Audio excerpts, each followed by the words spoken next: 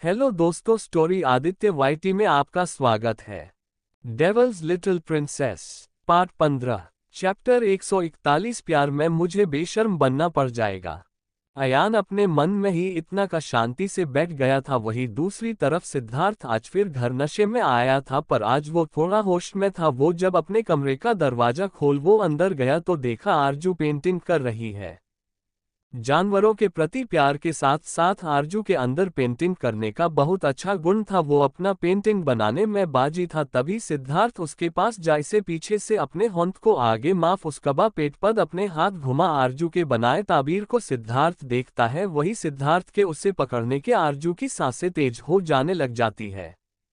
फिर आरजू सिद्धार्थ को खुद से दूर करने लगती है, पर सिद्धार्थ आरजू को अपनी बाहों में मजबूती से पकड़कर रखा हुआ होता है और कहता है, तुम्हारा पति मैं हूं और तुम किसी और का तस्वीर बना रही हो। गलत बात स्वीट हार्ट। इतना कहने के बाद सिद्धार्थ आरजू को अपने आप से दूर कर सामने रखे पेंट को उठा। उसके बनाए तस्वीर पर पूरा पेंट फेंक पूरा तस्वीर बर्बाद करने के बाद पेंट का बॉक्स जमीन पर फेंक देता है। सिद्धार्थ के ये करने के बाद भी आरजू कुछ न कह वो वहां से जाने लगती है। तभी सिद्धार्थ उसके होंठ को पकड़ अपने बाहों में खींच उसके चिक पर अपने उंगली को रख उसके चेहरे को ऊपर कर उसके बड़े बड़े सुंदर आंखों को देखते हुए कहता है, जाने के लिए नहीं कहा है बेबी, अभी सुनहरे पत्नी धर्म पूरा करने का वक्त है। इतना कहने के बाद वो अपने होंठ को उसके चिक से हटा आगे कुछ करता। आरजू जिसने येलो रंग का सलवार सूट पहन रखी थी तो अपने दुपट्टे को अपने कंधे से निकल जमीन पर गिरा। सिद्धार्थ के पास जा उसके आंखों में देखते हुए अपने होंठ को उसके कमर के पास ले जा उसके पैंट के हुक को खोल उसके जिप को खोलते हुए कहती है, बिल्कुल निभाऊंगी पति देव जी। आरजू के बदले तेवर सिद्धार्थ का नशा तो उड़ा ही दिया था, साथ ही उसे समझ नहीं आ रहा था अचानक से आरजू को हुआ क्या है। वही आरजू उसके जेब को खोलने के बाद उसके आंखों में देखते हुए सवाल करती है, पति देव जी कैसा सेवा चाहिए आपको बताए। सिद्धार्थ का तो बोलती ही बंद हो गया था। वही आरजू अपने घुटने के बल बैठ कहती है, कोई बात नहीं आप कुछ मत बताए, मैं बहुत अच्छे से जानती हूँ आपको क्या सेवा चाहिए होगा।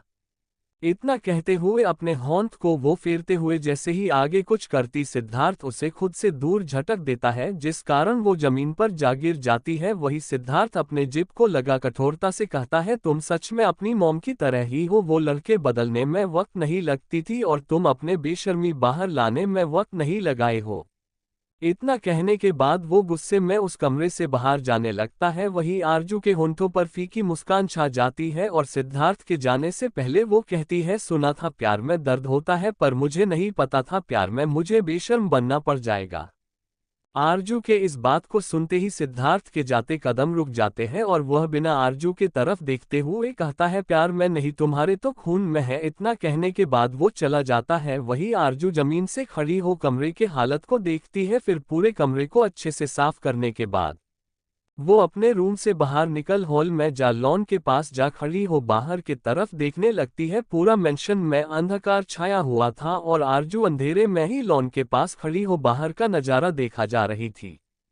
ऐसे ही धीरे धीरे वक्त बीतने लगा जाता है। रात के 2:30 बज गए थे और वो अब भी वही खड़ी थी। तभी उसे वहां से थोड़े दूरी पर लगे खिड़की से किसी के अंदर आने का परछाई नजर आया, पर कौन है अंधेरे में उसे नजर नहीं आ रहा था तो उसे लगा शायद चोर होगा। वो सोचने लगी क्या करे, तो वो सामने टेबल पर रखे फ्लावर पॉट को उठा अपने धीमे कदमों के साथ उस शख्स की तरफ जाने लग जाती है। वही वो शख्स खड़ा हो अपने जेब से फोन निकालकर फ्लैश लाइट जलाया ही होता है कि तभी उसे नजर आ जाता कोई उसे फ्लावर पॉट से मारने वाली है। ये देख वो झट से उसके होंठ को पकड़ अपने फोन के फ्लैश लाइट को उसके चेहरे के तरफ करता है और उसके चेहरे के खूबसूरती को देख एक पल के लिए उसके चेहरे में खो चुका था। वहीं दूसरी तरफ आरजू डर और घबराहट के साथ चिल्लाती है, चोर चोर चोर। वो चिल्ला रही थी। वही वो शख्स आरजू के चिल्लाने से आरजू के खूबसूरत चेहरे से बाहर आ अपने फोन को जेब में रख उसके होंठों पर अपने होंठ को रख फ्लटी अंदाज में कहता है, ब्यूटीफुल मैं कोई चोर नहीं हूँ। लड़का का चेहरा तो आरजू नहीं देखी थी, पर उसका वॉइस बहुत अट्रैक्टिव था। तभी पूरे मेंशन का लाइट जलता है और आरजू को उस लड़के का चेहरा नजर आता है। वही परिवार से सभी लोग आ चुके थे।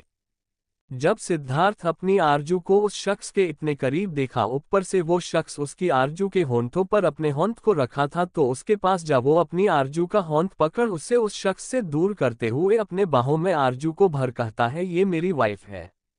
ये सुन उस शख्स को अच्छा नहीं लगता है, पर फिर भी अपने होंठों पर मुस्कान ला कहता है, क्या बात है भाई, शादी भी कर लिए और भाई को याद भी नहीं किए।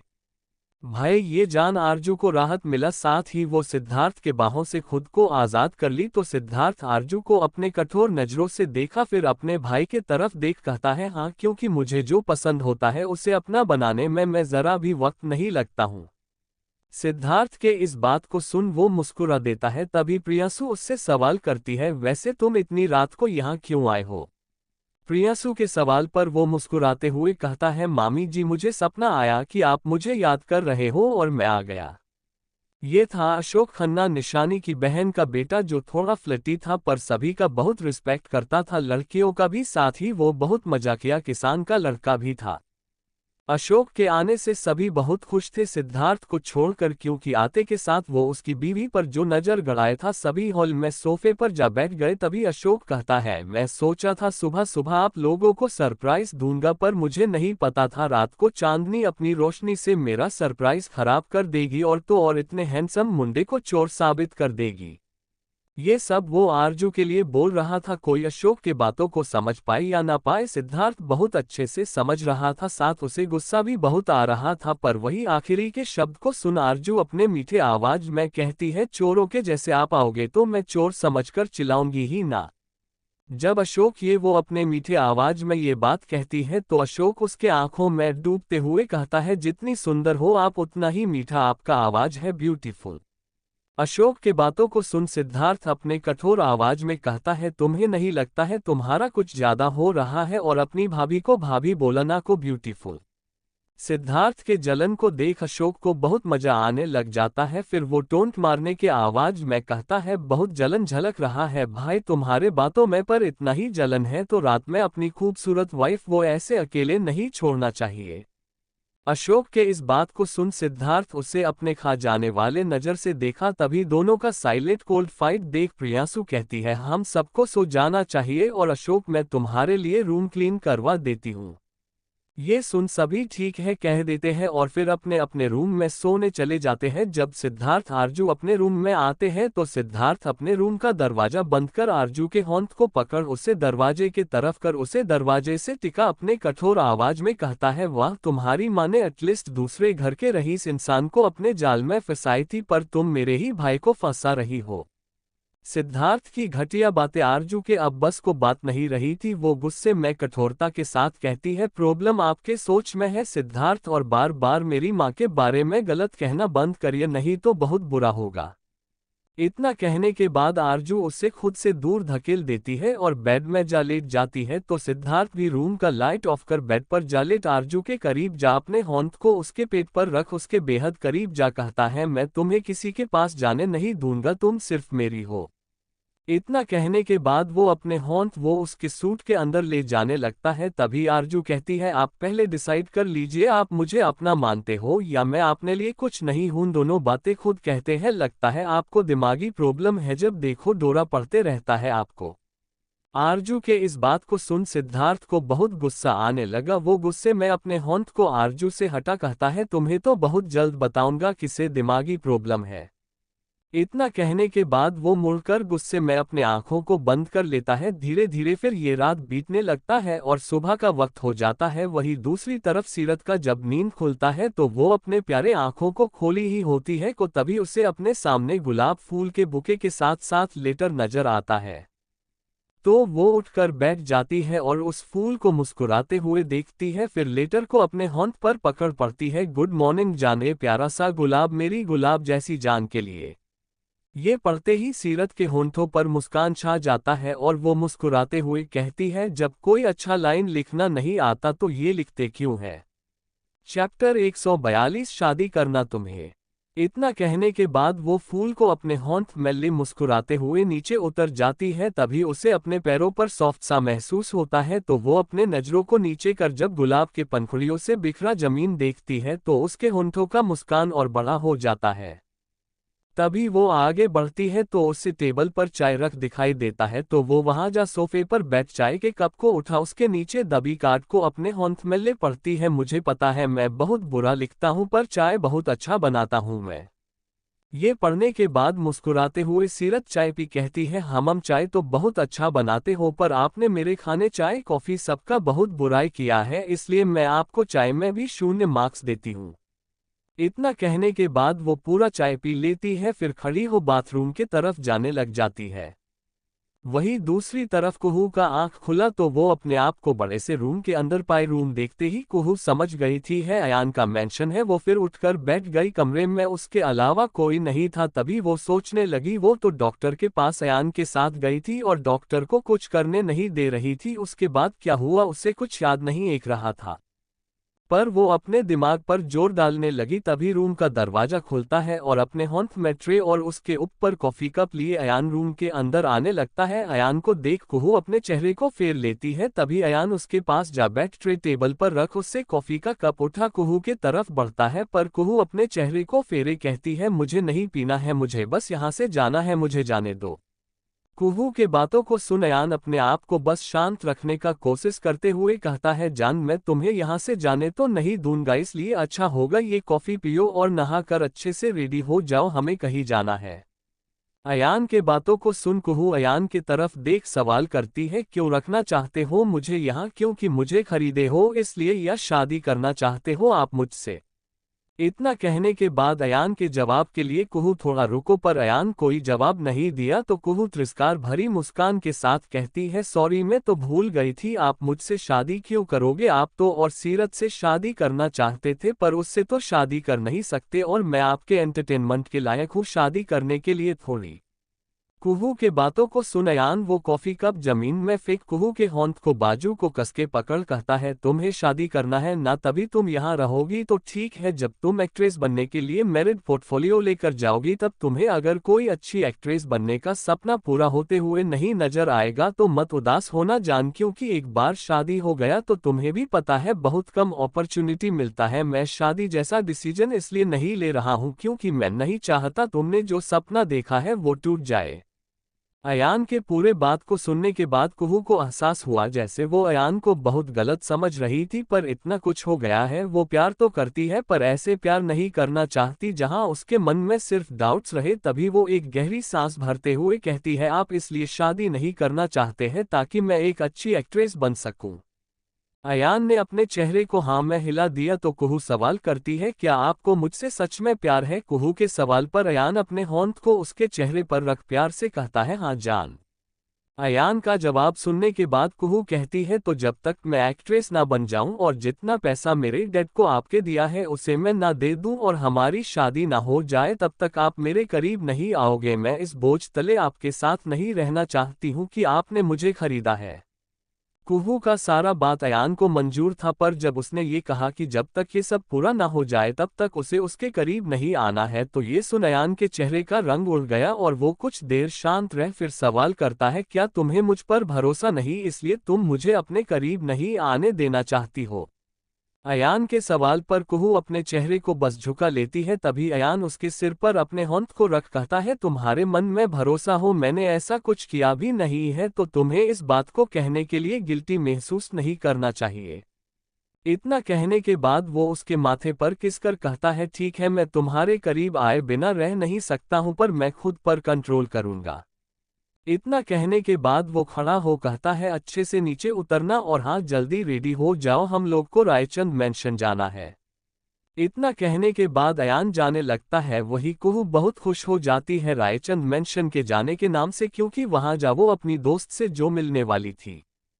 वो जल्दी से फिर नहाने चली जाती है। वही दूसरी तरफ रायचंद मेंशन में सीरत बाहर आती है तो इवान जो सुबह सुबह घर आया था वो गिटार प्ले करते हुए सीरत अपने भाई के लिए प्यारा सा सॉन्ग गाता है, भैया मेरे राम भाभी सीता, भैया मेरे राम भाभी सीता, भैया मेरे राम जैसे भाभी है सीता, इनके वचन जैसे रामायण और गीता, इनके वचन जैसे रामायण और गीता।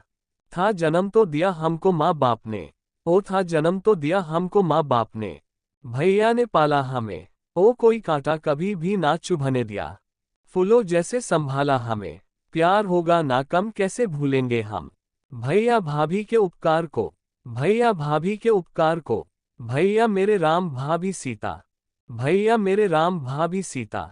हॉल में बाकी लोग भी मौजूद थे, सभी ये गाना सुनने लगे। वही आंख के होंठों पर गाना सुन मुस्कान था तो सीरत की आंखें नम थी। वही इवान आगे गए जा रहा था। हमको मुंह मांगा वरदान इनसे मिला, हमको मुंह मांगा वरदान इनसे मिला, मिली जीवन की सारी खुशी, क्यों ना भगवान माने इन्हें हम यहाँ, दी इन्होंने हमें जिंदगी, गंगा जमुना यहाँ इनके चरणों में है, क्यों ना पूजे हम इस प्यार को, क्यों ना पूजे हम इस प्यार को, भैया मेरे राम भाभी सीता, भैया मेरे राम भाभी सीता। धीरे धीरे इवान का पूरा गाना खत्म हो गया। फिर वो अपने गिटार को नीचे रख सीढ़ी के पास ही खड़ी सीरत के पास जा अपने घुटने के बल बैठ अपने सिर को झुका प्यार से कहता है, आप हमारे पिता के समान मेरे भाई से शादी कर मेरी भाभी बनने वाली हो, और भाभी मैंने भी आपके साथ अच्छा बर्ताव नहीं किया है तो प्लीज मुझे माफ कर दीजिएगा। इवान के बातों को सुन सीरत उसके सिर पर अपने होंठ को रख प्यार से सहला कहती है, इवान सर आप ऐसा मत कहिए, आप तो मेरे साथ शुरू से अच्छे रहे हैं, प्लीज आप अब उठ जाए। सीरत के बातों को सुन इवान खड़ा हो कहता है, नहीं भाभी माँ मैं भी बस चाहता था आप भाई के लाइफ से दूर रहे, क्योंकि इतना कह वो रुक जाता है क्योंकि यहाँ रूहानी के अलावा जानवी और पलक भी थी। सीरत ये बात समझ गई थी, तभी वो कहती है, इवान सर गलती सबसे होता है, इससे आगे वो कुछ यार कहती कि तभी इवान झट से कहता है, अब सर कहना बंद कर या बस इवान। इतना कहने के बाद इवान सीरत को अपने साथ सभी के पास लेकर आने लगा। वही नकुल जो सबसे रिग्रेट में था क्योंकि उसने सीरत के साथ गुस्से में जबरदस्ती ही करने का कोशिश किया था। नकुल उसका माफी तो अगले दिन ही मांग लिया था, पर आज जब उसे पता चला सीरत उसकी बेटी ही नहीं थी तो उसे बहुत रिग्रेट फील हो रहा था। तभी रूहानी कहती है, अब हम लोग नाश्ता कर ले, नहीं तो वो तूफान आ गई और उसे लेने नहीं गए तो वो तूफान मचा देगी। इतना कहने के बाद रूहानी सीरत की तरफ देख कहती है, भाभी आप घर की तूफान से आज मिलने के लिए तैयार हो जाए। रूहानी के इस बात को ऑन सीरत के होंठों पर मुस्कान छा जाता है। वही पलक को समझ नहीं आ रहा था वो अमानत से क्या कहेगी। सभी लोग फिर डाइनिंग टेबल के पास जाने लगते हैं और अपने अपने चेयर पर जा बैठ जाते हैं और सर्वेंट सभी के लिए नाश्ता लगा देता है। इतना बड़ा परिवार के साथ नाश्ता करना सीरत को बहुत अच्छा लग रहा था। नाश्ता लग चुका था पर सीरत नाश्ता करने की जगह मुस्कुराई जा रही थी। तभी अक्ष उससे कहता है, इतना मुस्कुरा क्यों रही हो। सीरत अब भी बिल्कुल बच्ची थी, वो एक्साइटमेंट से भरी बच्ची की तरह कहती है, मैं कभी किसी के साथ ऐसे बैठकर नाश्ता नहीं किया करती थी, आज मुझे ऐसा लग रहा है जैसे मैं सपना देख रही हूँ। तभी मोक्ष कहता है, भाभी सच कहूं तो ये सब होना हम लोग के लिए भी सपने जैसा है, क्योंकि सबके के जाने के बाद ये पहली बार हो रहा है जब अम्मू और आरजू को छोड़ सब एक साथ बैठ नाश्ता कर रहे हैं, और ये सिर्फ आपके आने की वजह से हुआ है। मोक्ष के बातों पर सभी एग्री थे। वही अक्ष सीरत का होंठ नीचे से ही थम उसके कान के पास जा अपने धीमे आवाज में कहता है, थैंक यू माय प्रिंसेस, मेरे लाइफ में वापस आकर मेरे लाइफ को इतना प्यारा बनाने के लिए। अक्ष के बातों को ओ सीरत हैरानी से अक्ष को देखने लगी। वही अक्ष भी उसके आंखों में डूब गया था। तभी धीर कहता है, बस बस बस खुलेआम इतना रोमांटिक हो, हम बच्चों को मत बिगड़िए। धीर के इस बात को सुन अक्ष सीरत झट से अपने नजर से नजर हटा नाश्ता करने लगे। वही अपना नाश्ता करते हुए जानवी धीर को ताना मारती है, जो बिगड़ा हुआ है उसे क्या बिगड़ना, उसे तो ये देखकर सीखना चाहिए सच्चा प्यार क्या होता है। जानवी के टोन हो सुन धीर उसे घूर कर देखता हूँ, फिर अपना नाश्ता करते हुए कहता है, अब कोई सच्चा प्यार खुद ही परखना ना जाने और वो किसी और को समझाए तो ये सही नहीं। धीर के बातों को सुन कोई जवाब ना दे जानवी अपना खाना खाने लगी। वही मोहित को थोड़ा बिगड़ता देख पलक झट से कहती है, अच्छा अम्मू तो आज रही है पर आरजू दी कब आएगी। Chapter 143 black coffee. पलक के इस सवाल से माहौल और गर्म हो चुका था। नकुल घर में एक लौता ऐसा था जिससे गुस्सा कंट्रोल नहीं होता था। वो गुस्से में उठ अपने कमरे के तरफ जाने लग जाता है। उसके गुस्से को देख रूहानी उसके पास जाने के लिए खड़ी होती है, पर तभी अक्ष कहता है, रूह उसे अकेला छोड़ दो, नहीं तो बेकार का वो कहीं और का गुस्सा कहीं और निकाल देगा। ये सुन रूहानी चेयर पर बैठ जाती है। तभी सीरत सवाल करती है, आरजू जी का नाम सुन नकुल जी गुस्सा क्यों हो गए और आरजू दी गई कहाँ है कुछ टाइम पहले तो। इससे आगे सवाल करते हुए सीरत कुछ कहती कि अक्ष सब कुछ बताने लगा, सारी बातें जान। पलक कहती है, भैया अगर वो इतने बुरे होते तो आरजू दी से शादी क्यों करते हैं।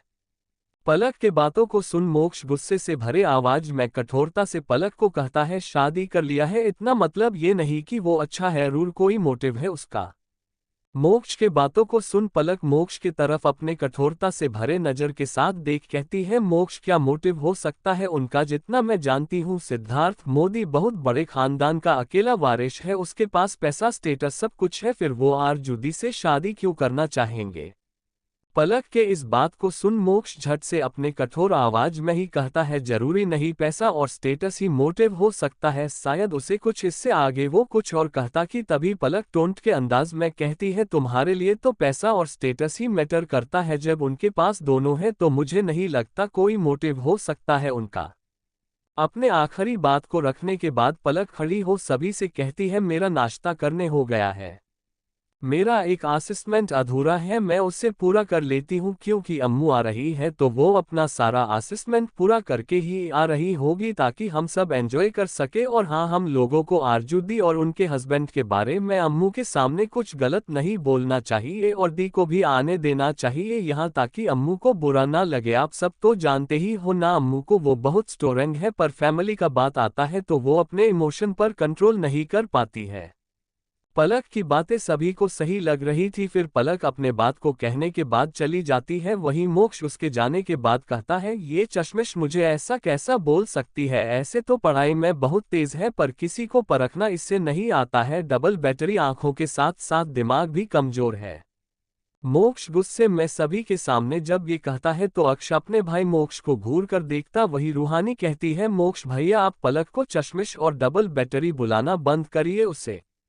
इससे आगे वो कुछ कहती तभी पलक आधे रास्ते से वापस आई थी, क्योंकि उसका ब्रेसलेट शायद डाइनिंग टेबल के पास ही खुलकर गिर गया था और पलक के लिए वो ब्रेसलेट बहुत इंपॉर्टेंट था, क्योंकि उसे अमानत ने जो दिया था वो उसे ढूंढने वहां आई थी। तभी रूहानी के बात को सुन रूहानी अपने बात को पूरा करती, इससे पहले ही पलक वहां आते हुए खाती है, रूह दी जाने दो मिस्टर सुपरस्टार को, जो बोलना है बोलने दीजिए, वैसे भी इनके नज़र में मुझ जैसी गरीब लड़की का कोई वैल्यू नहीं है।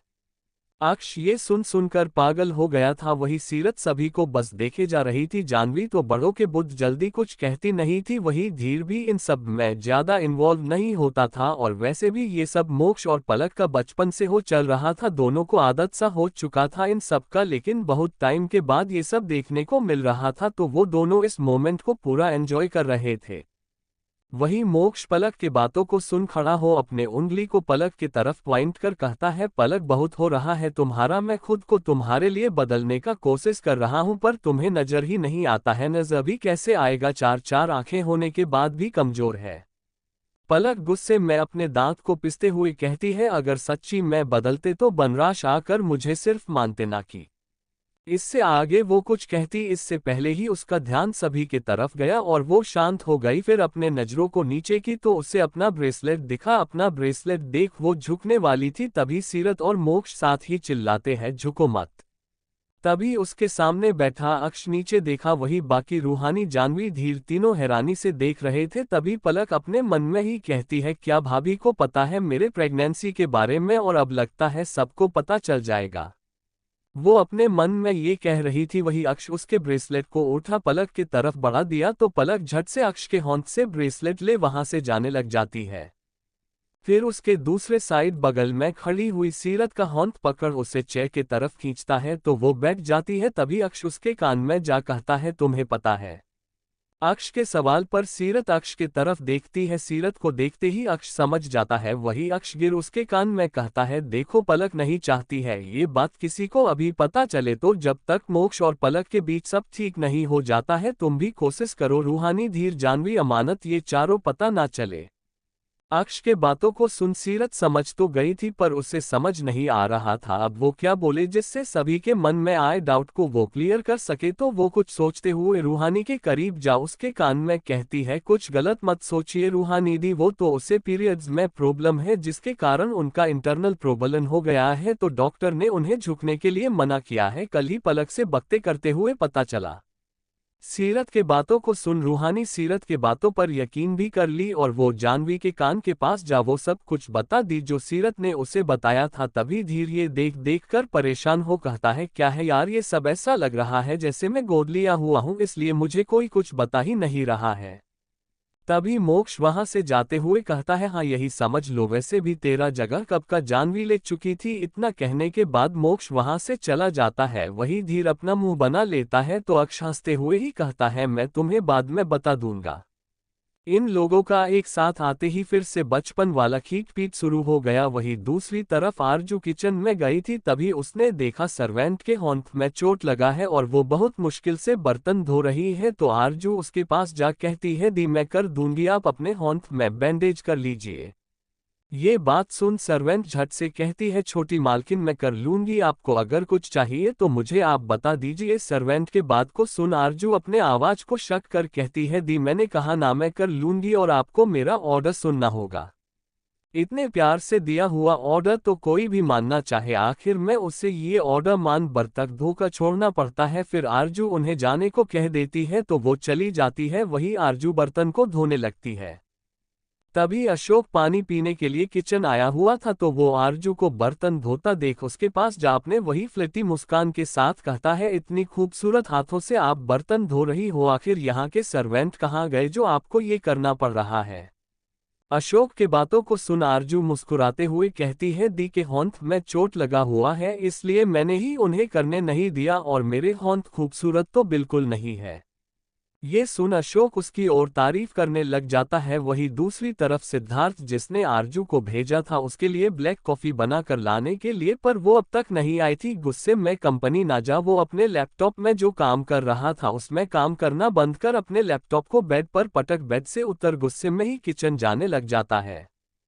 कुछ हो वक्त में वो किचन पहुंच जाता है, तभी वो देखता है आरजू खिलखिलाते हुए ब्लैक कॉफी बनाते हुए ही अशोक से बातें किए जा रही है। ये देख गुस्से में सिद्धार्थ अपने मन में ही कहता है, आरजू बहुत खुशी मिल रहा है नाइस अशोक से बात करते हुए, अब देखो मैं करना क्या हूँ।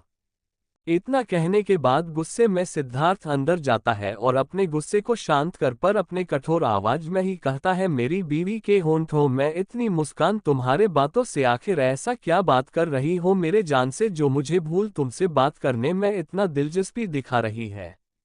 अपने बात को कहते हुए आरजू के पास आ उसे पीछे से अपने बाहों में भर लेता है। वही सिद्धार्थ के आने से आरजू मुस्कुराना बंद कर देती है। वही अशोक को अच्छा नहीं लगता है सिद्धार्थ का बात करने का तरीका भी, और जैसे वो आरजू के करीब गया था को फिर एक फीकी मुस्कान के साथ कह देता है, ऐसा कुछ नहीं है, मैं तो बस भाभी को तेरे बचपन का बात बता रहा था कि तू कितना जिद्दी था।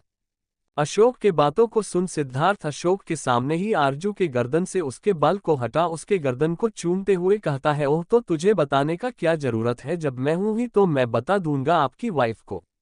इतना कहने हुए वो फिर किस करने लग जाता है। वही आरजू को बहुत अजीब लग रहा था, वो सिद्धार्थ को खुद से दूर करने का कोशिश करने लग जाती है पर बिना अशोक को शो किए, पर कहीं ना कहीं अशोक समझ गया था कुछ तो ठीक नहीं है। फिर वो कहता है, ओके तुम लोग अपना टाइम एक्सपेंड करो, मैं जाता हूँ।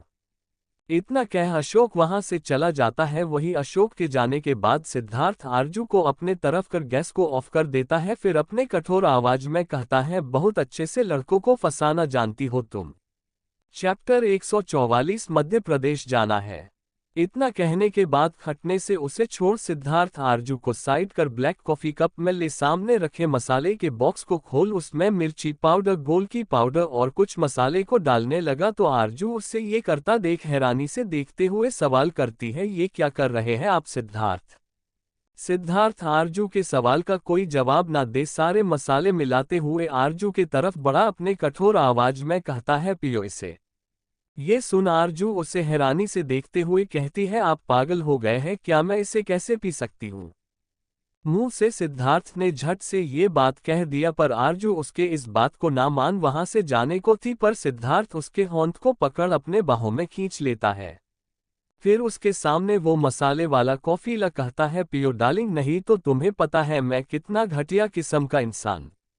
इतना कहने के बाद उसके कान के करीब जा वो अपने धीमे और कोल्ड आवाज में कहता है, सभी के सामने तुम्हें ले जा ये कहूंगा तुम्हारा मेरे भाई के साथ चक्कर चल रहा है और तुम्हें डाइवर्स दे दूंगा, लेकिन डाइवर्स के बाद भी तुम्हें कहीं का नहीं छोड़ने वाला हूं मैं, क्योंकि तुम्हारे भाई ने तो तुम्हें निकाल दिया है। बाकी जो कुछ तुम करती हो उससे बर्बाद और तुम्हें बदनाम करने में मुझे थोड़ा भी वक्त नहीं लगेगा स्वीट हार्ट। सिद्धार्थ के बातों को सुन आरजू को कोई हैरानी नहीं हुआ क्योंकि उसे बहुत अच्छे से पता था सिद्धार्थ इतना गिर चुका है तो और उसे गिरने में जरा भी वक्त नहीं लगेगा। आरजू उसके होंठ से वो कप ले उस कॉफी को पीने लगती है। आरजू को तीखा जरा भी बर्दाश्त नहीं होता था। जब वो इतना तीखा साथ ही कच्चा मसाला पी रही थी तो उसके आंखों से आंसू आने लग जाता है और तीखे मसाले वाले कॉफी के वजह से उसके सुंदर आंखों से आंसू टपकना शुरू हो जाता है। पहले तो सिद्धार्थ को कोई फर्क नहीं पड़ रहा था, पर जब वो आरजू के आंखों से आंसू बहते हुए देखता है तो उसके आंसू से भरे आंखों को देख अपने कोल्ड आवाज में ही कहता है, अगर एक आंसू और गिरा तो मैं आज रात तुम्हारे सामने किसी और लड़की के साथ अपना वक्त बिताऊंगा। सिद्धार्थ के इस बात को सुन आरजू अपने सारे आंसू पोंछ उसे पीते हुए ना रोने की कोशिश कर रही थी, पर ना चाहते हुए भी उसके आंखों से आंसू का रेत गिरते चला जा रहा था। तो सिद्धार्थ उसके होंठ से कॉफी का कप ले बचा हुआ कॉफी खुद एक ही घूंट में पी कहता है, वेट करो अब रात होने का स्वीट हॉट।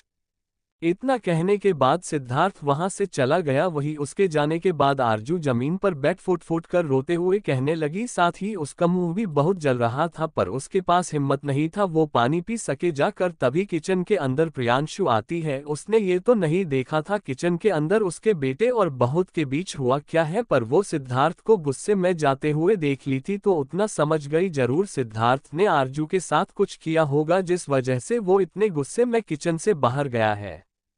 पर जब वो किचन आई तो देखी आरजू जमीन पर बैठ अपने सिर को अपने पैरों के अंदर कर फुट फुट कर उसके रोने का आवाज आ रहा है। तो प्रियांशु उसके पास जा वो भी जमीन पर बैठ अपने होंठ को उसके तरफ बढ़ा उसके माथे पर रखने को होती है, पर जब उसे ये याद आता है ये प्रिया की बेटी है और वो इसी तरफ निशांत के प्यार को पाने के लिए रोज रोती थी तो उसके होंठ पीछे हो जाते हैं और वो वहां से जाने लगती है, पर जाते कदम उसके रुक जाते हैं और वो कहती है, सिद्धार्थ तुमसे बहुत प्यार करता है, उसके नाराजगी को तुम दूर करने का कोशिश करो फिर तुम दोनों के बीच सब ठीक हो जाएगा। इतना कहने के बाद प्रियांशु किचन से बाहर चली जाती है। प्रियांशु आरजू का बुरा नहीं चाहती थी, ना ही इन सब का जिम्मेदार उसे समझती थी, पर कहीं ना कहीं वो कुछ कर भी नहीं पाती थी। जब उसे अपने दिन याद आते थे तो वही प्रियांशु के बात को सुन आरजू हिचकते हुए रो रोकर अपने चेहरे को उठाती है। फिर वो बस प्रियांशु को जाता हुआ देखती है तो अपने आंखों से आंसू पोंछ वो खड़ी हो फ्रिज के पास जा फ्रिज से बोतल निकाल बिना ग्लास में धारे बोतल से ही पानी पीने लग जाती है। वहीं दूसरी तरफ सिद्धार्थ स्टडी रूम जा गुस्से में चिल्ला कर कहता है, तुम सिर्फ मेरी हो आरजू। सिद्धार्थ अंदर आ चिल्ला कर बिना आसपास देखे कह दिया था। जब उसने गुस्से में चिल्ला कर ये कहा तो अंदर पहले से मौजूद अशोक कहता है, आरजू सच में तुम्हारी है या तुम अपने आप को बता रहे हो वो सिर्फ तुम्हारी है। अशोक के आवाज को सुन सिद्धार्थ गुस्से में उसकी तरफ देख कहता है, तुम चाहते क्या हो अशोक, मेरी बीवी के करीब क्यों जाने का कोशिश कर रहे हो। तभी अशोक उसके पास आ कहता है, बिकॉज पहले नजर वाला प्यार हो गया है मुझे। ये सुन सिद्धार्थ उसके कॉलर को जा कस के पकड़ लेता है। तभी अशोक फिर कहता है, मैं अपने फीलिंग्स को कंट्रोल कर लेता भाई, जब मुझे तुम दोनों के बीच सब ठीक लगता तो, पर किचन में जैसे तू कर रहा था बिना आरजू के कंफर्टेबल को महसूस किए, इससे मैं समझ गया हूँ तेरे नजर में आरजू का क्या वैल्यू है, पर आरजू बहुत अच्छी है तो वो कुछ अच्छा दी। इतना अशोक ने कहा ही था कि तभी सिद्धार्थ उसके चेहरे पर एक मुक्का दे मारा। फिर अशोक ने भी उसे मारने को हुआ पर सिद्धार्थ उसके पांच को रोक उसे फिर मारा। उसके बाद अशोक ने भी एक पंच मार लिया। फिर दोनों के बीच घमासान फाइट होने लगा। साथ ही स्टडी रूम का कई सामान टूट भी गया था। सामान टूटने का आवाज से सब वहां आने लगे। आरजू भी बाहर आई थी तो वो भी ये आवाज सुन उस तरफ जाने लग जाती है। तभी पूरा परिवार उन्हें लड़ता हुआ देख उन्हें अलग करने लगता है, पर दोनों जानी दुश्मन की तरह लड़े जा रहे थे। तभी आरजू सिद्धार्थ जब अशोक को मुक्का मारने वाला होता है तो वो बीच में आ अपने चेहरे के पास मुक्का आता देख वो डर से अपने आंखों को बंद कर लेती है। पर तभी सिद्धार्थ का होंठ आरजू के चेहरे के पास आ रुक जाता है। फिर सिद्धार्थ आरजू के होंठ को कसके पकड़ कहता है, तुम यहाँ। इतना कह वो अपने चारों तरफ देखता है। घर के सभी मेंबर को देख सिद्धार्थ आरजू का होंठ और मजबूती से पकड़ उसे अपने साथ ले जाने लगता है। वहीं निशांत गुस्से में चिल्लाने ही वाला था, पर अपने दादा का जान सिद्धार्थ को उसके दादाजी के होते कोई कैसे सुना सकता था। वो अपने बेटे से अपने कठोर आवाज में कहता है, निशांत ये बच्चों का लड़ाई है, सॉल्व हो जाएगा, तुम्हें सिद्धार्थ पर गुस्सा होने का कोई जरूरत नहीं है। अपने डैड का बात सुन निशांत को गुस्सा बहुत आ रहा था, पर वो अपने डैड के वजह से कुछ बोल नहीं सकता था। वहीं दूसरी तरफ आरजू को अपने साथ रूम के अंदर ले जा सिद्धार्थ दरवाजा बंद कर उसके होंठ को छोड़ कठोरता से कहता है, अपना सामान पैक करो, हम आज ही मध्य प्रदेश के लिए निकल रहे हैं। ये सुनने के बाद भी आरजू हिली तक भी नहीं तो सिद्धार्थ अपने गुस्से से भरे कठोर आवाज में चिल्ला कर कहता है, जल्दी करो। सिद्धार्थ के गुस्से के कारण डरकर आरजू सामान पैक करने चली जाती है। वहीं दूसरी तरफ अयान कुहू के साथ अक्ष के मेंशन आने के लिए निकल गया था। कुछ ही वक्त में वो मेंशन पहुंच भी जाता है। मेंशन के अंदर ग्राउंड में जा जैसे ही कार रुकता है, फिर अयान और कुहू दोनों ही कार से बाहर निकल मेंशन के अंदर जाने लग जाते हैं। कुछ ही वक्त में दोनों दरवाजे के पास आ बेल बजाते हैं तो सर्वेंट जा दरवाजा खोल देती है। तभी अयान कुहू को देख सर्वेंट अंदर आने को कहती है। रूहानी हॉल में पहले से ही जानवी के साथ मौजूद थी। जब वो दोनों सर्वेंट के साथ एक आदमी जिसे देखते ही रूहानी जानवी समझ गई थी ये अयान है, तो दोनों ही खड़ी हो जाती है। रूहानी अयान को अच्छे से नहीं जानती थी, पर उसे इतना पता था वो आर्यन का बेटा है, वही आर्यन जो उसके मॉम डैड के कातिलों में से एक थे। रूहानी उसके तरफ देख अपने फीकी आवाज में सवाल करती है, आपको किससे मिलना है? रूहानी के आवाज में ही उसका भावना अयान को समझ आ रहा था। तभी अयान कहता है, अक्षुस ने ही बुलाया है। ये सुन रूहानी अयान को देखी तभी जानवी की तरफ देख कहती है, जानवी जा भैया बुला आ। अपनी रूहानी दी का बात सुन वो बुलाने जाती है। वही कुहू रूहानी के तरफ देख सवाल करती है, आप तो यूट्यूबर रूहानी हो ना, जो अपने पोएट्री को डालती हो? ये सुन रूहानी फीकी मुस्कान के साथ ही कहती है, हाँ। इतना कहने के बाद कहती है, आप दोनों बैठिए। ये सुन अयान तो बैठ जाता है, पर कुहू मुस्कुराते हुए खड़ी ही रह कहती है, मैं आपके आवाज और पोएट्री दोनों को फैन हूँ। सच में आपका ख्वाज बहुत प्यारा है। जब भी मैं सैड फील करती थी तो आपके आवाज को सुनती और मुझे रिलैक्स फील होता था। वो इतना कही ही थी कि तभी सीरत आ जाती है और कुहू अयान को देख भागते हुए वहां आ कहती है, अयान भैया आप और कुहू तू। इतना कहने के बाद वो कुहू के गले से लग जाती है। फिर दोनों एक दूसरे से अलग होती है और सीरत सवाल करती है, आप दोनों यहाँ क्यों आए हो? इसका जवाब तो कुहू के पास भी नहीं था, तो वो बस अपने गर्दन ऊंचे अयान के तरफ देखती है। तभी अयान कहता है, पता चल जाएगा, अभी तुम दोनों जाओ बातें करो, मुझे अक्ष से कुछ काम है। अयान के इस बात को सुनने के बाद सीरत कुहू को अपने साथ ले जाने लगती है। वही रूहानी भी जाने को थी। तभी अयान कहता है, रूहानी। अपना नाम सुन रूहानी के जाते कदम रुक जाते हैं और वो मुड़ अयान के तरफ देखती है तो अयान उसके तरफ देख कहता है, सॉरी, मेरे डैड के वजह से आप लोगों को बहुत स्ट्रगल करना पड़ा है, पर मैं अपने डैड की तरह बिल्कुल नहीं हूँ। चैप्टर 145 बेस्ट जोड़ी और पेनिशमेंट। ये सुन रूहानी बस हल्का मुस्कुरा देती है। तभी अयान कहता है, वैसे कुहू ने सच कहा है, आपका आवाज सच में बहुत प्यारा है और आप भी। वो रूहानी के लिए इतना कहा ही होता है। तभी अक्ष तो नहीं पर कुणाल जरूर आ जाता है और वो रूहानी के पास जा उसके होंठ को पकड़ अपने करीब कर कहता है, कितनी बार तुम्हें कहा है अनजान लोगों से बात करने का तुम्हें कोई जरूरत नहीं है, और जाओ पढ़ाई करो। इस बार तुम्हारे मार्क्स कम आए तो तुम्हारा हर जगह जाना बंद हो जाएगा। नकुल के बातों को सुन रूहानी अपना मुंह बना अपने होंठ को छोड़ा कहती है, तुम्हारे बनाए सारे क्वेश्चन को मैं सॉल्व कर दी हूँ। ये सुन नकुल उसे गुस्से में घूरा, फिर कहता है, अगर एक क्वेश्चन भी गलत होगा तो पेनिशमेंट के लिए रेडी रहना। ये सुन रूहानी झट से कहती है, जा रही हूँ पढ़ने। इतना कह अपने दांत को पिसते हुए वो चली जाती है। वही दोनों के क्यूट से केमिस्ट्री को देख अयान के होंठों पर मुस्कान भी छा जाता है और दोनों के बीच का रिलेशन भी उससे समझ थोड़ा थोड़ा सा आ जाता है। रूहानी के जाने के बाद नकुल अयान को अपने कठोर नजर से घूर कर देखते हुए गुस्से में कठोरता से साथ कहता है, भैया की वजह से तुम्हें आने दिया हूं, नहीं तो इस घर और इस घर के मेंबर के तरफ देखने की भी हिम्मत करते तो तुम्हारा हाल सड़क के कुत्तों की तरह कर देता। नकुल के बात को सुन अयान नकुल का गुस्सा समझ रहा था, पर उससे कोई ऐसे बात करे उसे मंजूर नहीं था। वो खड़ा हो अपने कठोर आवाज में ही कहता है, मिस्टर नकुल रायचंद, अपने जुबान को तुम वही चलो जहां लोग सुन सकते हैं।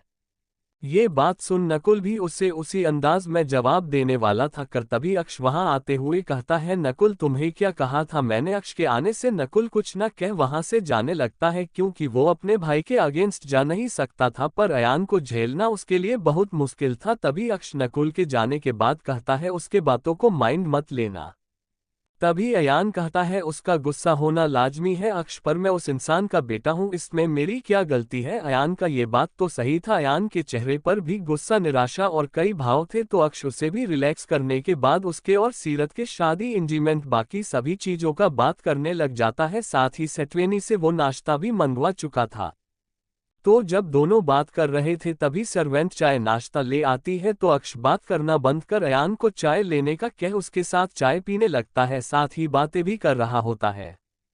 वहीं दूसरी तरफ नकुल गुस्से में गार्डन में अपना गुस्सा पेड़ पौधों पर निकाल रहा था। वहीं अपने रूम के खिड़की के पास खड़ी सीरत और कुहू दोनों ने जब नकुल को ऐसा करते हुए देखी तो सीरत कुहू से सवाल करती है, ये तो नकुल रायचंद है ना, ये इतने गुस्से में क्यों है। कुहू के सवाल का जवाब सीरत क्या दे उसे समझ ही नहीं आ रहा था। तभी दोनों देखती है रूहानी उसके पास जा रही है। जब नकुल ने उसे गुस्से में पढ़ने जाने को कहा था तो वो अपने रूम में जा खिड़की के पास खड़ी हो पढ़ने की जगह पोएट्री लिखने लगी थी। पर जब वो बाहर नकुल को ऐसे पेड़ पौधों पर गुस्सा निकालते हुए देखी तो उसके पास चली गई। जब वो उसके पास गई तो नकुल उस वक्त कांटे से भरे गुलाब फूल के पौधे पर अपना होंठ ले जा कांटे से भरे पौधे को उखाड़ता। इससे पहले ही रूहानी अपने होंठ को उसके होंठ के पास ले जा उसके होंठ को पकड़ बहुत प्यार से कहती है, तुम दर्द खुद को दे रहे हो या पौधे को। रूहानी के सवाल को सुन नकुल यार अपने गुस्से से भरे नजर से देखते हुए कहता है, तुम्हें फिक्र किसका है, पौधे का या मेरा। दोनों की ये बातें चल रही थी। वहीं नकुल इतने जोर जोर से गुस्से चिल्लाकर कठोरता से कह रहा था कि सीरत कुहू दोनों को सुनाई दे रहा था। वहीं रूहानी नकुल के आंखों में देखते हुए कहती है, खुद का, क्योंकि तुम्हें दर्द में देख सबसे ज्यादा दर्द मुझे होता है। रूहानी की बातें सुन नकुल का गुस्सा दूर ना हो, ऐसा हो नहीं सकता था। नकुल अपने दूसरे होंठ को उसके बालों के अंदर कर उसके गर्दन पर रख अपने बेहद करीब खींच कहता है, तुम्हारी बातें मुझे तुम्हारे प्यार में पागल बनाती है या तुम मुझे समझ नहीं आता है। इतना कहने के बाद उसके होंठों पर अपने होंठ को टिका उसके कोमल होंठों को प्यार से चूमने लगता है। तभी सीरत और कुहू दोनों अपने चेहरे को मोड़ लेती है। तभी कुही मुस्कुराते हुए कहती है, नकुल रूहानी कितना प्यार करते हैं एक दूसरे से, दोनों को देख ऐसा लगता है जैसे भगवान यू जोड़ी को बहुत प्यार बनाया है, एक आग है तो दूसरी पानी। कुहू के बातों को सीरत भी एग्री करती थी क्योंकि नकुल के गुस्से से सब वाकिफ थे और उसके गुस्से के वक्त उसे कोई नहीं संभाल सकता था। रूहानी के अलावा दोनों फिर अपना बात करने लग जाती है। वहीं नकुल उसके होंठों को चूमना बंद कर उससे दूर हो कहता है, मेरे पास रहा करो नहीं तो मेरा सिर फटता है। नकुल के बातों को सुन रूहानी उसके सीने से जा लग कहती है, मैं तो तुम्हारे पास ही रहती है, तुम ही मुझसे दूर चले जाते हो। रूहानी के बातों को सुन नकुल बस उसके बालों पर अपने उंगलियों को डाल प्यार से फेरने लगता है। वहीं दूसरी तरफ आरजू अपना और सिद्धार्थ का सामान पैक कर लेती है, पर उसे सिद्धार्थ साथ अकेले नहीं रहना था, नहीं तो वो अच्छे से जानती है फैमिली के वजह से सिद्धार्थ अभी कंट्रोल में सब कर रहा है, पर जब वो दोनों अकेले रहेंगी तो सिद्धार्थ अपना लिमिट क्रॉस कर देगा। पर यहाँ रुकने के लिए वो क्या करे उसे कुछ समझ भी नहीं आ रहा था। सिद्धार्थ फिर एक साथ से ट्रॉली और दूसरे होंठ से सोनाली का होंठ पकड़ बाहर आ जाता है। जब सभी सिद्धार्थ को ऐसे अपने सामान और वाइफ के साथ बाहर आते देखता है तो निशांत सबसे पहले कहता है, ये सब क्या है सिद्धार्थ, अपना और बहू का सामान अंदर रखो। ये सुन सिद्धार्थ अपने कठोर आवाज में ही कहता है, नहीं रखूंगा, वैसे भी पहले भी मैं यहाँ नहीं रहता था, तब तो आपको कोई प्रॉब्लम नहीं था, फिर अब क्या हुआ है। ये सुन निशांत शांत हो जाता है क्योंकि उसे बहुत अच्छे से पता था उसका बेटा सभी के सामने कुछ कहने में उससे जरा भी नहीं कतराएगा, पर उसे तो बस आरजू का टेंशन था। वही दादाजी भी कहते हैं, बेटा पहले का बात अलग था, पर अब बहू आ गई है, तुम्हें नहीं लगता है तुम्हें अब यही रहना चाहिए अपने परिवार के साथ। अपने दादाजी के बात को सुन बिना शर्म हया था सिद्धार्थ कहता है, दादू मैं अपने वाइफ के साथ के लिए क्वालिटी टाइम एक्सपेंड करना चाहता हूँ, यहाँ मुझे टाइम नहीं मिल पाता है और आप लोग भी तो बच्चा चाहते ही होगे ना।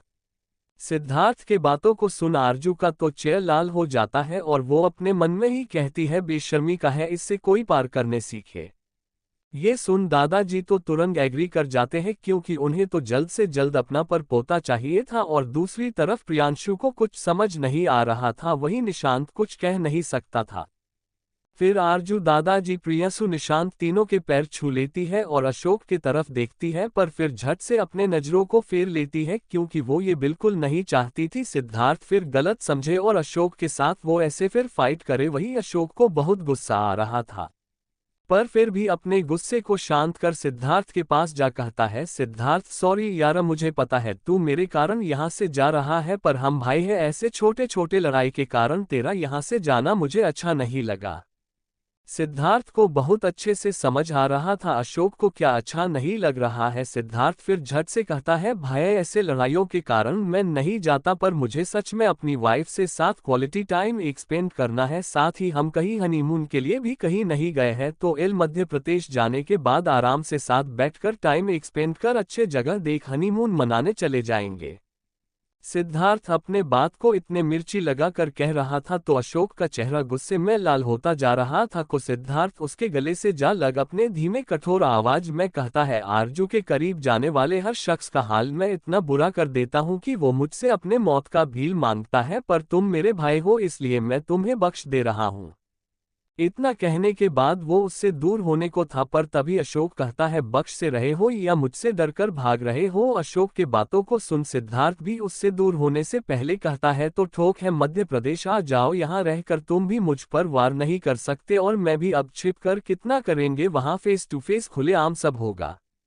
इतना कहने के बाद वो उससे दूर हो सभी को बाय कर आरजू को अपने साथ ले जाने लगता है। कुछ वक्त पार हो जाता है और सिद्धार्थ आरजू के साथ अपने प्राइवेट जेट के पास पहुंच जाता है। वहां पहुंचने के बाद दोनों प्राइवेट जेट के अंदर जा बैठते हैं। पूरे रास्ते आरजू के चेहरे पर बस उदासी था और प्राइवेट जेट के अंदर आ बैठने के बाद भी उसके चेहरे पर बस उदासी छाया हुआ था। दोनों के बैठे के बाद जब प्राइवेट जेट उड़ान भर बादलों के बीच चला गया तो सिद्धार्थ आरजू के उदासी सी भरे चेहरे को देख कहता है, इतना गम किसके लिए, डैड से दूर जाने के लिए या भी अशोक से।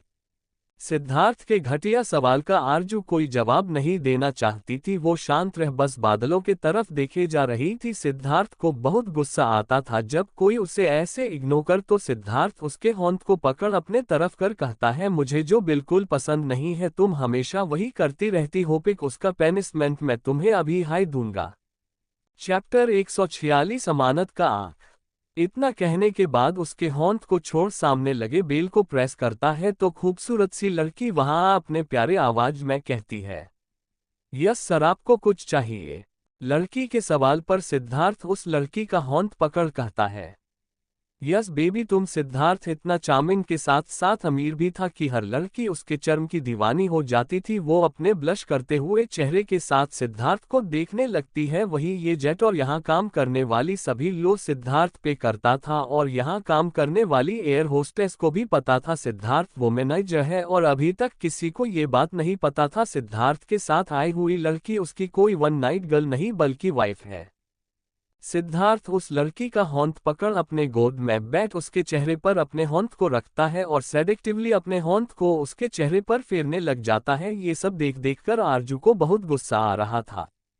वही सिद्धार्थ उसके होंठों को अपने अंगूठे से रब करते हुए कहता है, बेबी तुम्हारा लिप्स बहुत सॉफ्ट है। इतना कहने के बाद वो उसके होंठों को चूमने जा रहे होता है तभी आरजू उठ वहां से जाने लगती है। उसे जाता देख सिद्धार्थ पीछे हो आरजू के जाते ही अपने कोल्ड आवाज में कहता है, जाओ यहाँ से।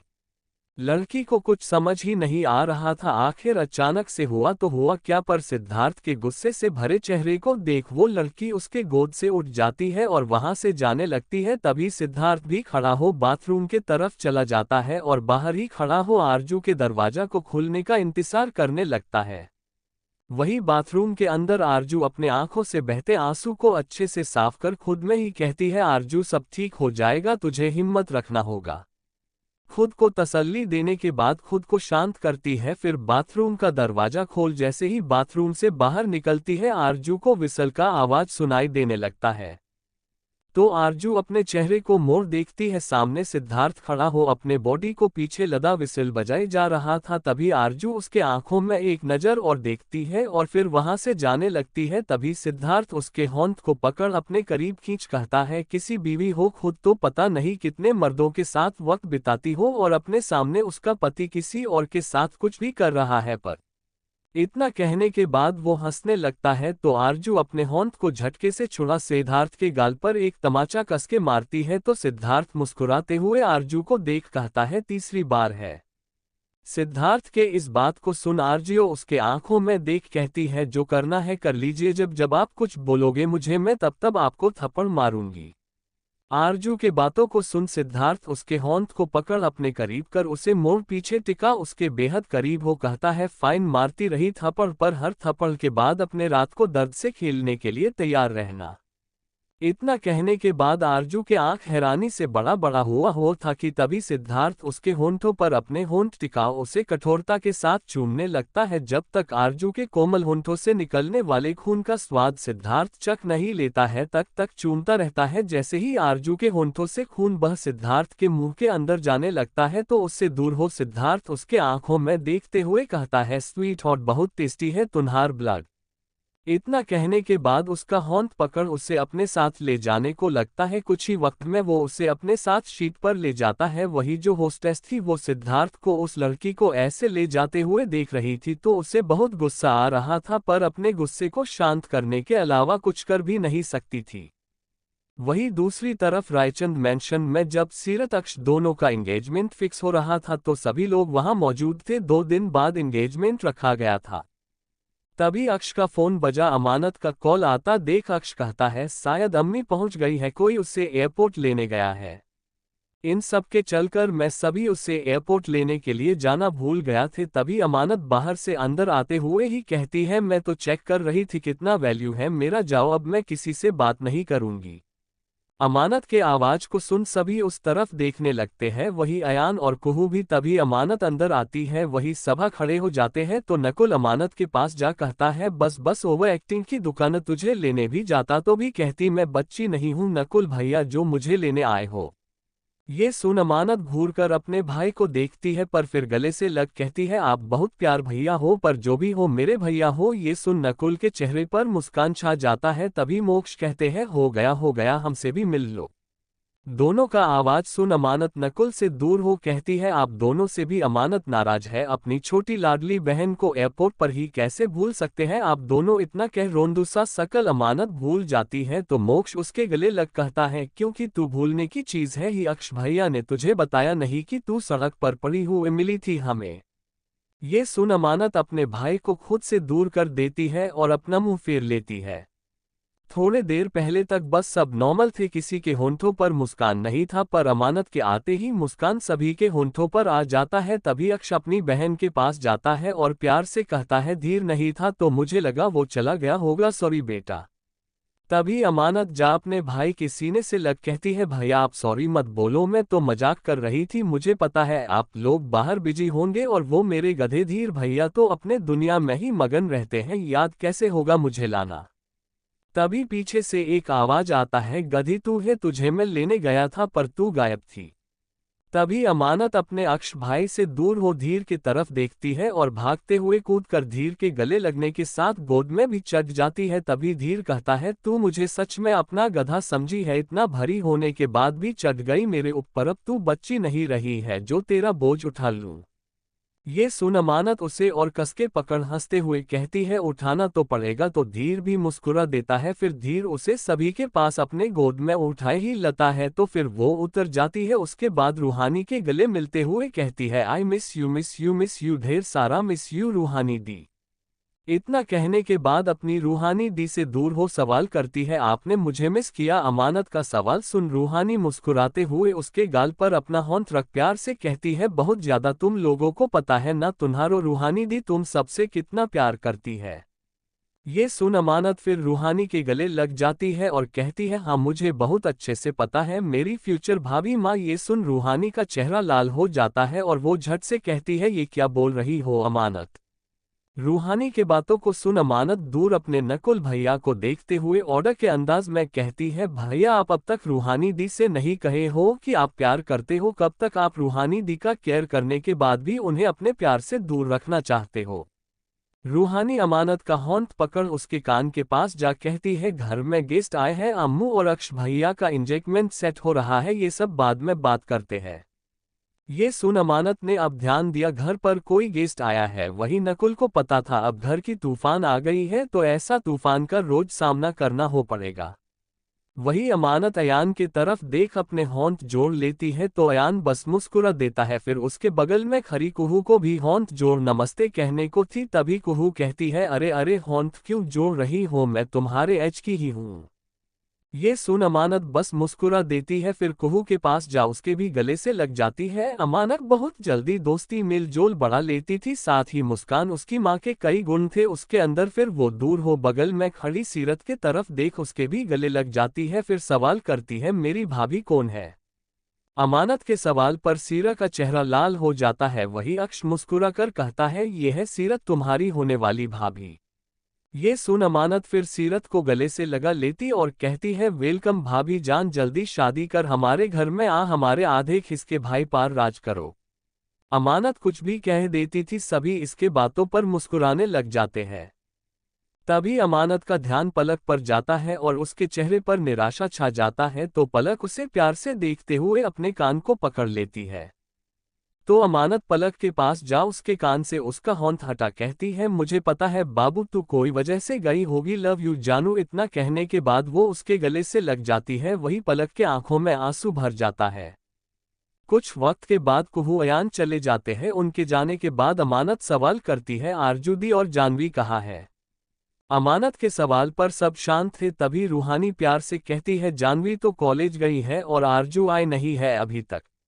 ये सुनने के बाद अमानत इस बारे में कुछ न पूछ सभी के साथ टाइम एक्सपेंड करने लगती है। वही आर्यन कुहू दोनों कार में थे। कुहू मुस्कुराते हुए कहती है अक्षर की फैमिली कितनी अच्छी और कितनी बड़ी है, ऐसा फैमिली होना तो बहुत मुश्किल होता है। चैप्टर 147 जय का आना और इवान का अपने दिल से सवाल करना।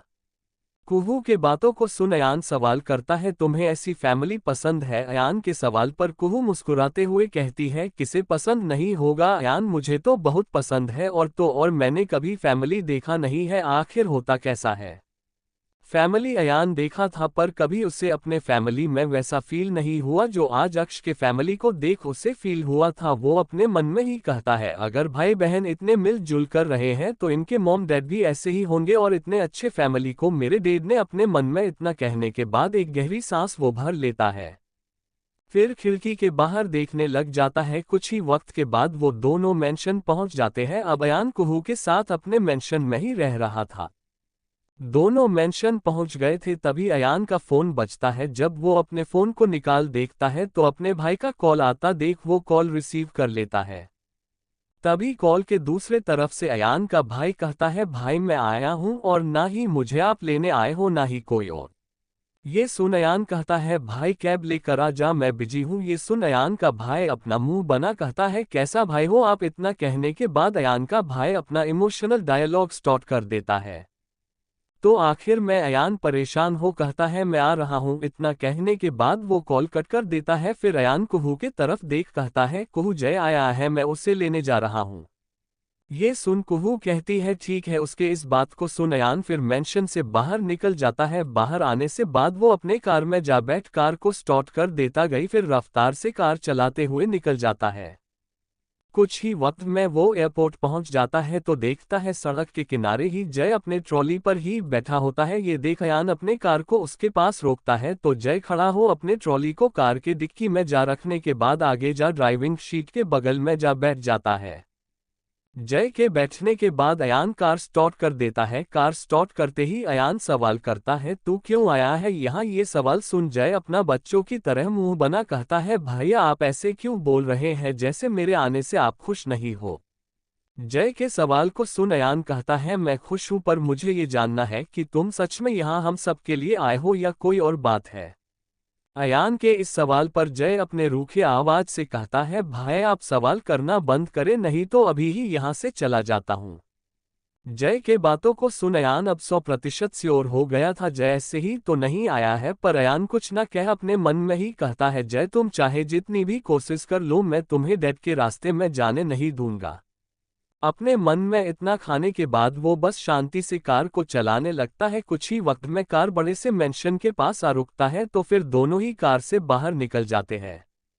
यादिक सोफे पर बैठी थी, जब अपने दोनों बेटे को साथ आते देखती है तो यशिका के होंठों पर मुस्कान छा जाता है। वो मुस्कुराए हुए खड़ी हो जाती है। वही अयान और जय दोनों अपनी माँ के पास आता है तो जय अपनी मॉम के गले से लग कहता है मॉम कोई मुझे लेने क्यों भाई आया था। जय के शिकायत को सुन यासिला कहती है तुमने कब बताया था कि तुम आ रहे हो। यशिका के इस बात को सुन जय अपनी माँ से अलग हो कहता है ओह मैंने आपको और डैड को तो बताया ही नहीं था, पर मॉम मैंने भाई को बताया था पर भाई मुझे लेने नहीं आए। इतना कहने के बाद वो मासूम सा शकल बना लेता है। तभी आर्यन आते हुए कहता है तुम्हारे भाई के पास उस लड़की और उस लड़की की दोस्त के अलावा फुर्सत मिले तब तो वो अपने भाई मॉम डैड पर ध्यान दे। अपने डैड का बात सुन अयान अपनी मॉम की तरफ देख कहता है मॉम मैं चलता हूँ, बस इसे छोड़ने आया था। इतना कहने के बाद वो जाने को था तभी जय कहता है यार भाई आज मैं आया हूँ, एटलीस्ट आप और डैड अपना बहस बंद कर आज के लिए अच्छे से रहिए। जय के बातों को सुन अयान कहता है डैड के साथ अच्छे हैं कभी नहीं। इतना कहने के बाद वो जाने लगता है तो यशिका के चेहरे पर उदासी छा जाता है। वही जय अपनी मॉम के गाल को किस कर कहता है मॉम सेड मत हो, मैं अभी भाई को माना कर लाता हूँ।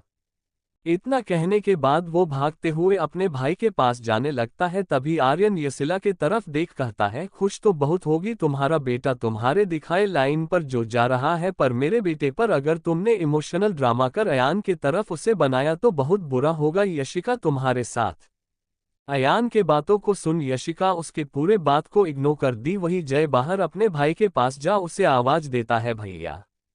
जय का आवाज सुन अयान रुक जाता है तो जय अपने भाई के पास जा कहता है क्या भाई तेरे पीछे लड़कियां पागल है और तो उस सीरत के पीछे जो अक्ष को चाहती है यार, इसमें ऐसा है क्या जो आप और अक्ष उसके पीछे पागल है। और मैं क्या सुन रहा हूँ, सीरत को भूले तो उसकी दोस्त कुहू भाई आप जानते हो ना, कुहू किया टाइप की लड़की है, मानता हूँ वो बहुत खूबसूरत है, कर वैसी लड़कियां सिर्फ एक रात के लिए अच्छी। इससे आगे वो और कुछ कहता अयान जय की तरफ मुंह उसके गाल पर एक चांटा खींचकर लगा कहता है जय मेरी कुहू क्या है क्या नहीं वो मुझे अच्छे से पता है, और हाँ तू लड़कियों को एक रात का खिलौना समझता होगा, मैं नहीं तो दोबारा मेरे सामने मेरी कुहू को कुछ भी बुरा बोलने का कोशिश किया तो आज सिर्फ एक थप्पड़ मारा हूँ, अगली बार हॉस्पिटल एडमिट करने का हालत बना दूंगा। अयान के बातों को सुन अपने चेहरे को झुका जय कहता है सॉरी भाई मुझे नहीं पता था, आपको सच में कुहू से प्यार हो गया है, आपको हमरा से सीरत के लिए पागल देखा हूँ इसलिए मुझे लगा था कुहू का आप बस यूज कर रहे हो। जय के बातों को सुन अयान अपने गुस्से को शांत करते हुए जय के सिर पर अपना हाथ रख उसे अपने गले से लगा कहता है जय तू मुझे अपना बड़ा भाई मानता है कि नहीं। ये सवाल सुन जय कहता है भैया आपको ये सवाल करने का जरूरत है क्या। जय जैसा भी था पर अपने भाई डैड मॉम तीनों से बहुत करता था और घर में अपने डैड के बाद किसी के बात को सुनता था तो वो था अयान। जब जय ये बात कहता है तो अयान बहुत प्यार से कहता है जय तो मेरी एक बात तू अच्छे से सुन ले, अगर तू डैड के बताए रास्ते पर चला तो ये भाई तेरे लिए हमेशा हमेशा के लिए मर जाएगा। इतना कहने के बाद अयान अपने भाई से दूर हो जाता है। तभी जय कहता है भैया आप ये सब क्यों चाहते हैं, जैसा वरुण अंकल का उस अक्ष ने किया है एक दिन वो डैड के साथ भी करेगा, क्या आप डैड को खोना चाहते हो। जय के बातों को सुन अयान कहता है डैड के साथ जो होगा उन्हें उनके कर्मों का सज्जा मिलेगा। अयान के बातों को सुन जय झट से कहता है भाई सज्जा उन लोगों को उनके कर्मों का मिलेगा, अक्ष के डैड अक्षत रायचंद ने क्या किया है और क्यों डैड उनके साथ वो सब किए ये बात आपको अच्छे से पता है। जय के बातों को सुन अयान कहता है तू अभी अभी समझेगा, इतना कह अयान फिर से जाने लगता है। तभी जय कहता है मैं भले ना समझूं पर आप क्यों जा रहे हो, आज डेट को छोड़ो, क्या आपको अपने भाई से और अपनी मॉम से प्यार नहीं है क्या, उनके लिए तो रुक ही सकते हो ना आज। जब जय ने ये बात कहा तो अयान जय के तरफ देख कहता है ठीक है पर सिर्फ आज के लिए। ये सुन जय बहुत खुश हो जाता है। फिर दोनों मेंशन के अंदर जाने लगते हैं। अंदर जाने से पहले ही अयान कुहू को मैसेज कर देता है आज मैं नहीं आ पाऊंगा तो तुम टाइम पर खाना खा सो जाना। इतना मैसेज करने के बाद अयान जय के साथ अपने मेंशन के अंदर आ जाता है। अयान को वापस आता देख यशिका के होंठों पर मुस्कान छा जाता है।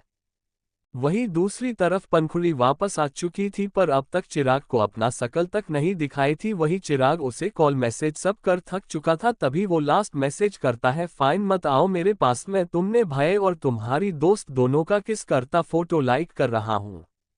जब चिराग ये मैसेज करता है तो पनखुड़ी के चेहरे पर घबराहट छा जाता है। वो इबादत से कहती है तू प्रैक्टिस कर मैं आती हूँ। इतना कहने के बाद पंखुली वहां से चली जाती है। वही पंखुली के जाने के बाद किसी काम से उसके रूम इवान आया होता है। रूम का दरवाजा खुला था और इबादत बेड पर बैठी बस अपने आंखों को बंद कर गाने के धुन को गाते हुए प्रैक्टिस किए जा रही थी। तभी इवान अपने मन में कहता है, हमेशा मेरे एजेंट क्यों जाती हो तुम? किया तुम्हें मेरा दिया हुआ सॉन्ग नहीं गाना होता है? पर पहले इस बात से गुस्सा आता था, पर अब नहीं। पर क्यों? इतना कहने के बाद इवान अपने दिल पर होंठ रखता है और वो अपने दिल से सवाल करता है, यहाँ तो सिर्फ रूहानी थी ना, फिर तुम कैसे किसी और को जगह दी रहे हो? अपने दिल से ये सवाल करने के बाद वो अपने होंठ को नीचे कर रूम के अंदर आ दरवाजा बंद कर देता है और इबादत के पास जा उसके गाल को चूम लेता है। तो इबादत झट से अपने आंखों को खोल कहती है, इवान सर, आप मेरे रूम के अंदर कैसे आ सकते हैं? इबादत को अब इवान को पहचानने के लिए उसके आवाज को सुनने का जरूरत नहीं पड़ता था। इवान के खुशबू आहट को इबादत पहचानने लगी थी। वही इवान इबादत के होंठ को पकड़ उसे अपने करीब कर लेता है। तभी इबादत कहती है, आपने फिर ड्रिंक किया है? जब आपसे ड्रिंक संभाला नहीं जाता है तो आप ड्रिंक करते क्यों है? चैप्टर 148 आदत बन गई हो। इबादत के बातों को सुन इवान के होंठों पर मुस्कान छा गया। वो इबादत के कान के करीब जा कहता है, आज ड्रिंक नहीं हूँ पूरे होश में तुम्हें किस कर रहा हूँ। इबादत पहली बार किस करने या उसके इतने करीब आने पर रूहानी का नाम ना ले उसका नाम किया तो इबादत को बहुत अच्छा फील हुआ। उसका चेहरा लाल हो चुका था, साथ ही उसके होंठों पर प्यारा सा मुस्कान छा गया था। जब इवान इबादत के होंठों पर मुस्कान देखा तो उसके कोमल होंठों के करीब जा कहता है, मुस्कुराहट मेरे किस करने से कहीं तुम्हें मुझसे प्यार तो नहीं हो गया है ना? इवान के इस सवाल पर इबादत अपने होंठों से मुस्कान गया कर कुछ कहती इससे पहले ही उसके कोमल होंठों को अपने होंठ से टिका उसे प्यार से चूमने लग जाता है। इबादत को प्यार से चूमते हुए वो उसे बेड पर लेटा देता है और उसके होंठों को प्यार से चूमते हुए वो अपने होंठ को उसके शरीर पर ले जाने लगता है। पर तभी इबादत उसे खुद से दूर कर देती है तो इवान उसके तरफ देख मुस्कुराते हुए कहता है, मेरा किस इतना बुरा था क्या जो तुम मुझे खुद से दूर कर दी? इवान के बातों को सुन इबादत झट से कहती है, आप मुझे सब्स्टिट्यूट समझे हो क्या? आज भी आपको रूहानी का याद आ रहा होगा इसलिए मेरे पास आए होंगे और मुझे किस कर रहे होंगे, पर मैं सब्स्टिट्यूट नहीं हूं और ना ही बन सकती हूं। इबादत के बातों को सन इवान खड़ा हो कहता है, वैसे सब्स्टिट्यूट तो तुम्हें नहीं माना था, पर अगर तुम अपने आप को ये मान रही हो तो मैं कुछ नहीं कर सकता हूं।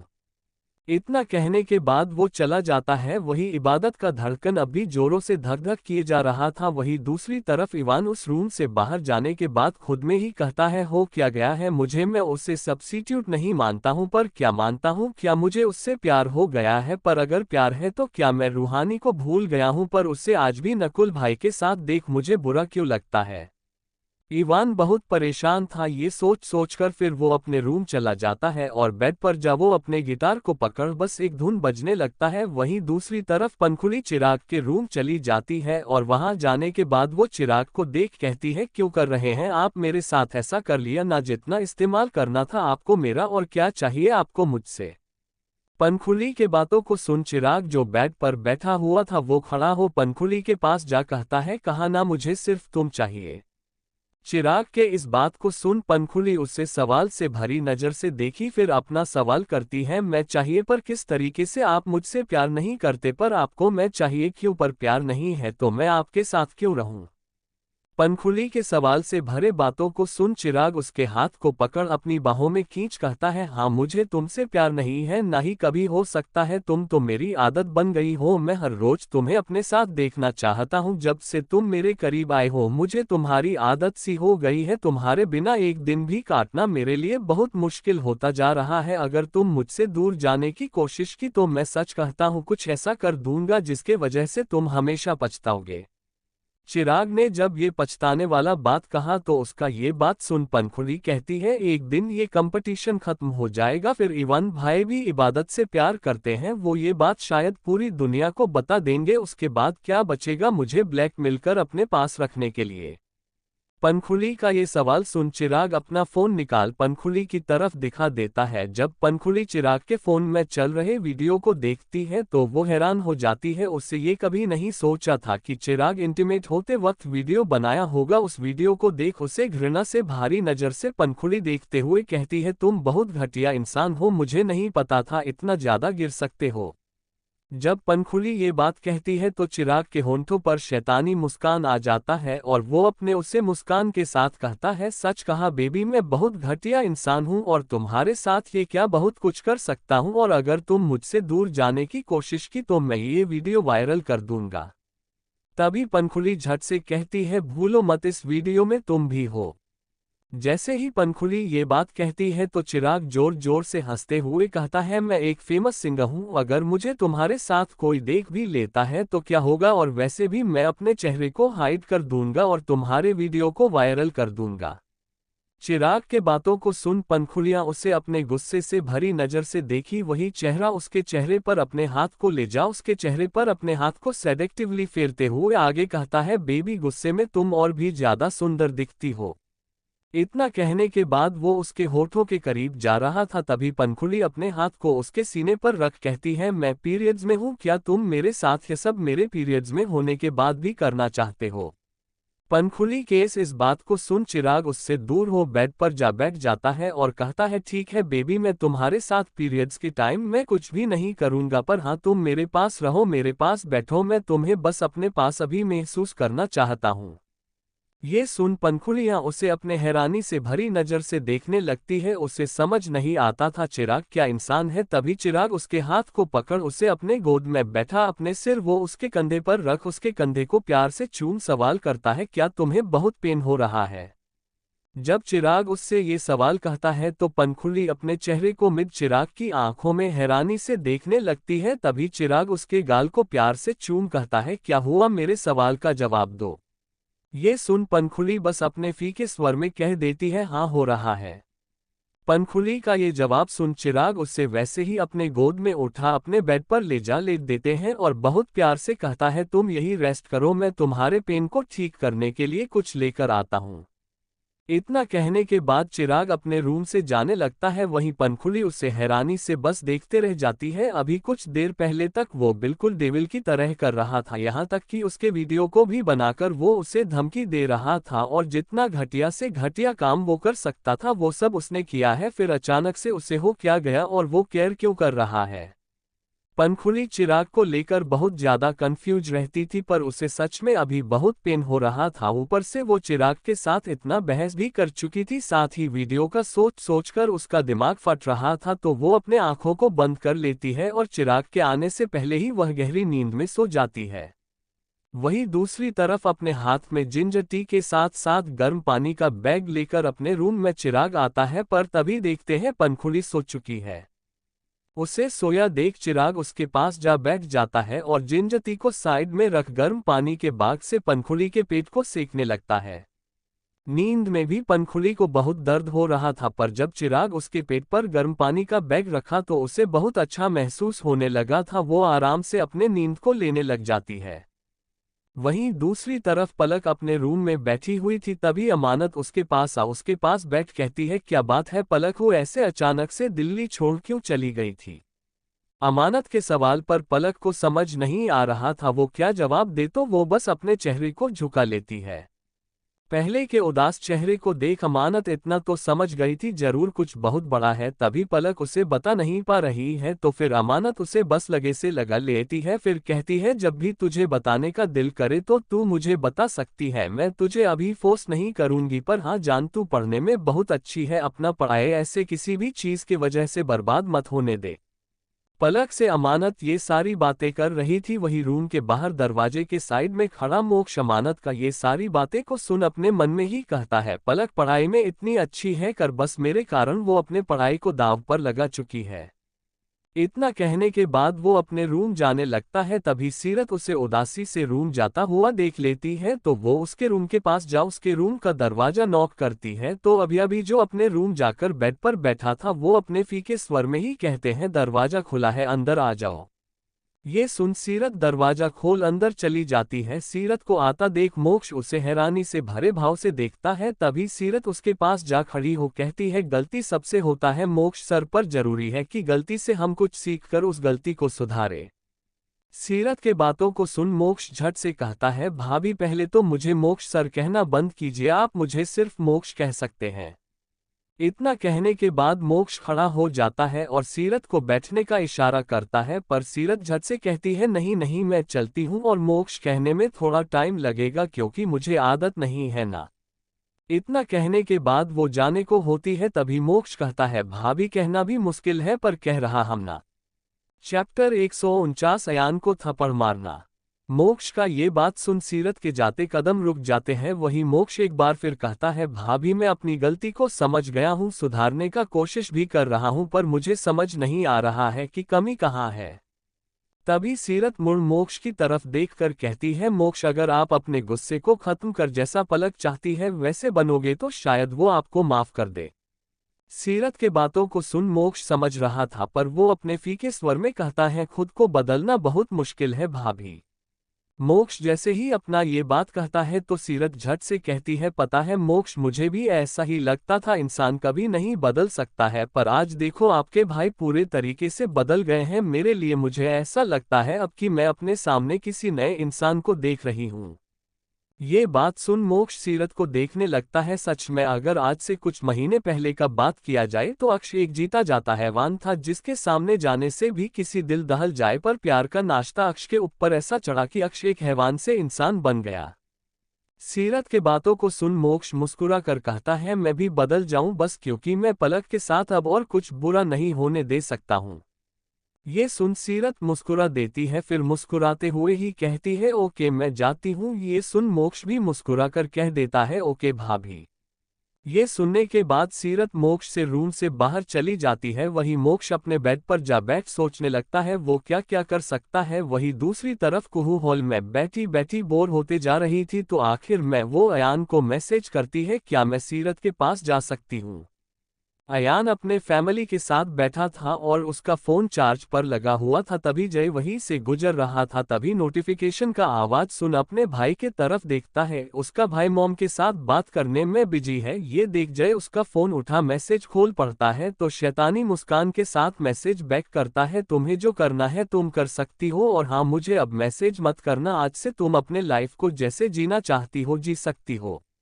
ये मैसेज लोग सेंड करने के बाद वो अयान के फ़ोन से ये मैसेज डिलीट कर खुद में ही कहता है मेरे भाई ने तुम्हारे कारण मुझे आज थप्पड़ मारा, भुगतना तो तुम्हें होगा ही कुहू। खुद में इतना कहने के बाद वो अपने भाई और मॉम के पास चला जाता है। वही दूसरी तरफ कुहू ने जब मैसेज पढ़ा तो उसके आंखों में आंसू भर जाता है, पर तभी वो एक बार फिर मैसेज को पढ़ कहती है पता नहीं क्यों ये मुझे ऐसा क्यों लग रहा है। इतना कहने के बाद कुहू अपने आंसू पोंछ लेती है, फिर खड़ा हो मेंशन से बाहर निकल रास्ते के पास जा ऑटो रुकवा उसके अंदर जा बैठ जाती है। वही दूसरी तरफ सिद्धार्थ आरजू के साथ मध्य प्रदेश पहुंच जाता है। वहां जाने के बाद वो आरजू को अपने साथ अपने मेंशन में ले आया था, फिर खुद सोफे पर जा बैठ कहता है मेरे लिए कॉफी लेकर आओ। ये सुन आरजू उसे गुस्से में देखी, फिर अपने गुस्से से भरे आवाज में ही सवाल करती है किचन कहाँ है। ये सवाल सुन सिद्धार्थ अपने होंठ के इशारे से उसे किचन का रास्ता दिखा देता है तो आरजू किचन के तरफ जाने लग जाती है। तभी सिद्धार्थ फिर कहता है कॉफी नहीं, मेरे लिए कुछ टेस्टी खाने के लिए बनाकर लेकर आओ।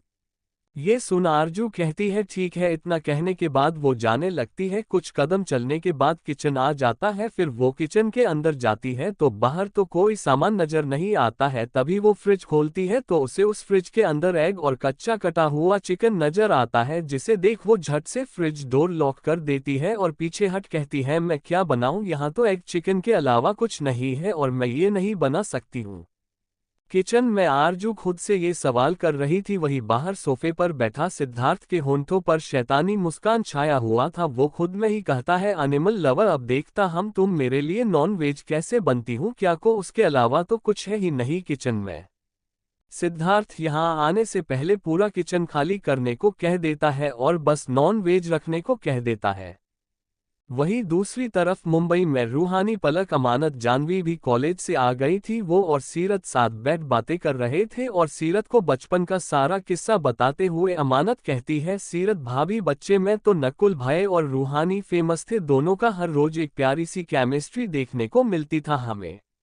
अमानत के बातों को सुन रूहानी का चेहरा लाल हो जाता है और बाकियों के चेहरे पर मुस्कान छा जाता है। तभी सीरत मुस्कुराते हुए कहती है रूहानी दी आप अपना लव स्टोरी बताओ ना। सीरत का ये बात सुन रूहानी झट से कहती है, ऐसा कुछ खास नहीं था हमारा लव स्टोरी। सीरत जो बताया जाए वो अपना ये बात कही ही थी कि तभी धीर आते हुए कहता है, भाभी झूठ बोलना कोई उससे सीखे। आपको पता है स्कूल में रूहानी के साथ कुछ बुरा बर्ताव करता था तो नकुल भाई पूरे स्कूल से लग जाते थे, ऊपर से 24 घंटे वो सिर्फ रूहानी रूहानी करते रहते थे। ये सुन सभी मुस्कुराने लगते हैं। तभी रूहानी पीछे मुड़ धीर की तरफ देख कहती है, धीर भाई ज्यादा मत कहिए नहीं तो नकुल को मैं बोल दूंगी, फिर खुद समझ लीजिएगा आप। रूहानी का ये बात सुन धीर कहता है, देखिए भाभी रूहानी अब भी नकुल भैया का धमकी दे रही है। रायचंद परिवार में सभी रूहानी का टांग खींचने में लगे थे। वहीं दूसरी तरफ कुहू सेट्टी मेंशन पहुंच जाती है। फिर ऑटो से बाहर निकलने ऑटो वाले को पैसा देने के बाद मेंशन के अंदर जाने लगती है। तभी गार्ड्स उसे ऐसे अंदर जाने पर रोकने लगते हैं तो कुहू जोर से चिल्ला चिल्ला कर नाम लेती है, अयान अयान अयान। कुहू के चिल्लाने का आवाज सुन अयान हैरान था, वो झट से उठ जाता है। वही यशिका, आर्यन और जय भी खड़े हो जाते हैं और बाहर जाने लगते हैं।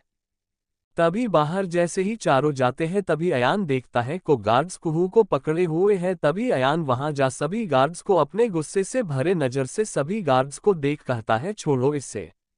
जब आर्यन गुस्से से चिल्लाया तो सभी गार्ड्स झट से कुहू को छोड़ देते हैं। तभी कुहू अयान के पास जा बिना कुछ कहे बस अयान के चेहरे पर एक थप्पड़ खींचकर लगा कहती है, बहुत बुरे हो आप, बहुत बुरे। कैसे आप मेरे साथ बार बार ऐसा कर सकते हैं? जब मैं सोचती हूँ आप बदल गए ही मुझसे प्यार करने लगे हो, पर नहीं।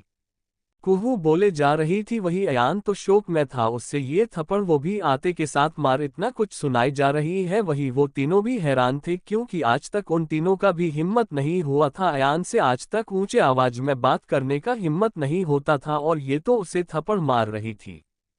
वही कुहू बोले जा रही थी, साथ ही उसके छाती पर भी मारे जा रही थी। तभी अयान उसके होंठ को कसके पकड़ अपने करीब कर कहता है, बात क्या है, कुछ बताओगी तुम मुझे?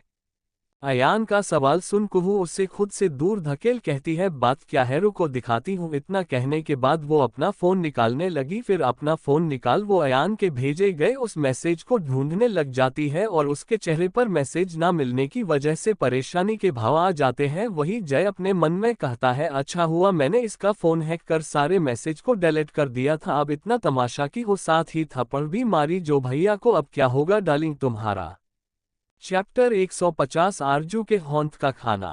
इतना कहने के बाद वो बस शैतानी मुस्कान मुस्कुराने लगता है। वही अयान कुहू के तरफ देख सवाल करता है, बताओ भी क्या हुआ है? तभी कुहू अपना रूहाना चेहरा बना कहती है, आपने मुझे मैसेज किया था पर मेरे फोन में मैसेज नहीं है, मैसेज डिलीट कैसे हो सकता है? कुहू बात अयान को कुछ भी समझ नहीं आ रहा था। तभी आर्यन कहता है, इस लड़की के लिए ही तुम आज मुझसे बहस कर रहे थे, इससे प्यार करने से पहले इसे मेंटल हॉस्पिटल ले जाओ। अपने डैड का बात सुन अयान अपने चेहरे को मिड अपने डैड की तरफ गुस्से में घूर कर देखता है तो आर्यन शांत हो जाता है। वही कुहू को कुछ समझ नहीं आ रहा होता है, वो क्या करे, कैसे प्रूफ करे उसका मैसेज आया था उसे। कुहू उदासी से अपने चेहरे को झुका कहती है, सच में आपका मैसेज आया था, मैं झूठ नहीं बोल रही हूँ। ये सुन अयान उसके होंठ को पकड़ता है और उसे अपने साथ मेंशन के अंदर ले जाने लगता है तो उसके हरकत को देख सभी उसके गुस्से का अंदाजा लगा सकते थे। तभी जय मुस्कुराते हुए अपने मन में ही कहता है, कितना प्यार है दोनों के बीच, वो अब दिखेगा और अब इस लड़की को पता चलेगा अयान का गुस्सा क्या चीज है। वो अपने मन में इतना कहने के बाद बस तमाशा जानने के लिए एक्साइटेड था। वही अयान कुहू को अपने रूम के अंदर ले जा, रूम का दरवाजा बंद कर उसके होंठ को पकड़ फिर उसे बेड के पास ले जा, उसे बेड पर धकेल कहता है, तुम्हारे पास दिमाग है कि नहीं है? ठीक है मानता हूँ मेरे फोन से मैसेज गया होगा, पर क्या तुम्हें सच में यकीन है वो मैसेज मैंने ही किया था?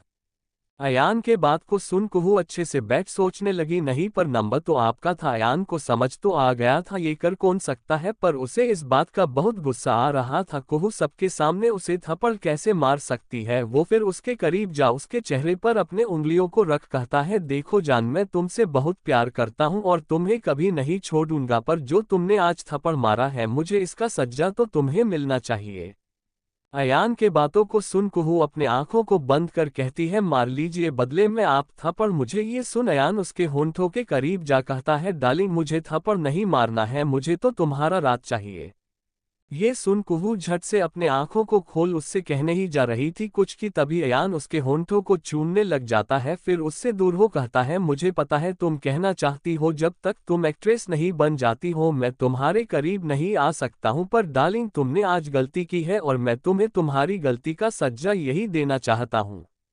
अयान के बातों को सुनते ही कुहू का चेहरा लाल हो जाता है, वही उसके लाल चेहरे को देख आजाद रूम से बाहर जाते हुए कहता है, अपने चेहरे पर ऐसा रिएक्शन रखना जैसे मैं तुम पर कितना गुस्सा किया हूं, ओके मेरी फ्यूचर सुपरस्टार।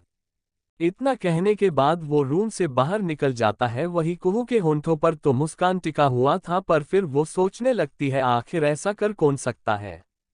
वहीं दूसरी तरफ पंखुड़ी का नींद खुल जाता है तो वो अपने सामने चिराग को बैठे हुए ही उसके पेट पर पानी का बैग रखे सोया हुआ देखती है तो उसके होंठों पर मुस्कान छा जाता है, पर तभी उससे याद आता है चिराग का कहा एक एक बात तो पंखुड़ी अपने मन में ही कहती है, पंखुड़ी तू पागल हो गई है क्या, इस आदमी से प्यार करने की कभी भूल मत करना।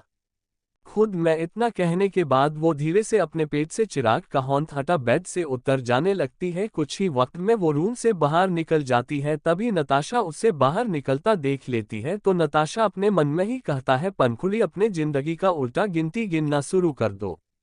इतना कहने के बाद वो चिराग के रूम के पास जाती है, दरवाजा खुला देख वो अंदर की तरफ देखती है तो उसे दिखता है वो बैठे हुए ही सोया हुआ है, तो नताशा को कुछ समझ नहीं आता है आखिर पंखुड़ी यहाँ क्यों आई थी। तभी चिराग का भी नींद खुल जाता है और उसका चेहरा दरवाजे की तरफ ही था, तो जैसे ही आंख खोलता है उसे नताशा ही नजर आती है तो वो उठ उसे अपने कोर नजर से देखता है, फिर बेड को देखता है, पंखुड़ी को रूम में न देख गुस्से में अपने आगे आए बाल को पीछे धकेल कहता है, तुम यहाँ क्या कर रही हो। तभी नताशा रूम के अंदर आ दरवाजा बंद कर चिराग के पास आ कहती है, आपके रूम से मैंने पंखुड़ी को जाते हुए देखा सर, जरूर वो कुछ करने आए होंगी सर, वो बहुत भोली दिखती है पर हूँ बहुत तेज, आपको उससे बचकर रहना चाहिए। नताशा के बातों को सुन चिराग उसे अपने कठोर नजर से देख कहता है, हो गया तुम्हारा तो जाओ यहाँ से। चिराग के रुत जवान को सुन नताशा को गुस्सा तो बहुत आ रहा था पर अपने गुस्से को कंट्रोल में रख वहां से जाने लगी, पर तभी वो रुक फिर से मुड़ चिराग के पास जा अपने होंठ को उसके कंधे पर रख सेडिक्टिवल फेरते हुए कहती है, चिराग सर आपको नहीं लगता है बहुत दिन हो गया है। ये सुन चिराग फ्रस्ट्रेट हो कुछ बोलने ही जा रहा था, तभी रूम का दरवाजा में लॉक लगाया नहीं जहाँ था वही पंखुड़ी जाते हुए ही नोटिस की कि उसका ईयर रिंग उसके कान में नहीं है, तो उसे लगा वो चिराग के रूम में गिर गया होगा तो उसे वो लेने चली जाती है। दरवाजा का लॉक खुला था इसलिए वो धीरे से दरवाजा खोलती है ताकि चिराग का नींद न खुल जाए, पर जब दरवाजा खुलता है तो वो देखती है नताशा चिराग के पीछे से अपने होंठ को आगे उसके सीने पर कर उसके बेहद करीब है। तभी चिराग भी पंखुड़ी की तरफ देखता है तो वो नताशा को खुद से दूर करने वाला था, पर इससे पहले ही पंखुड़ी भागते हुए वहां से जाने लगती है। तभी चिराग झट से खड़ा हो नताशा को खुद से दूर कर कहता है, नताशा मेरे गुस्से का लेवल टेस्ट मत करो नहीं तो बहुत बुरा होगा।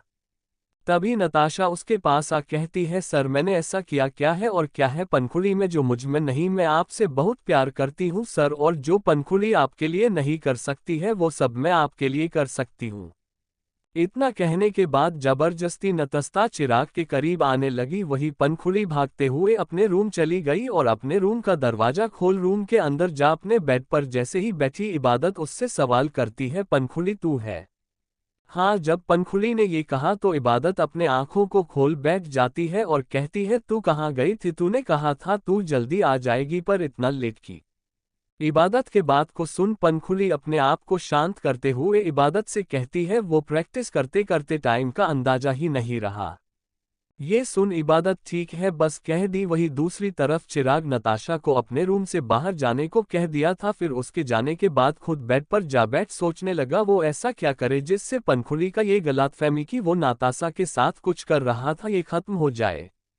वहीं मध्य प्रदेश में आरजू बनाकर सिद्धार्थ के पास ला खाना बढ़ा दी तो एक ये सब देख सिद्धार्थ सवाल करता है, ये सब क्या है। सिद्धार्थ के सवाल पर आरजू कहती है, ये खीर है और ये दुधौरी और ये पिट्ठा।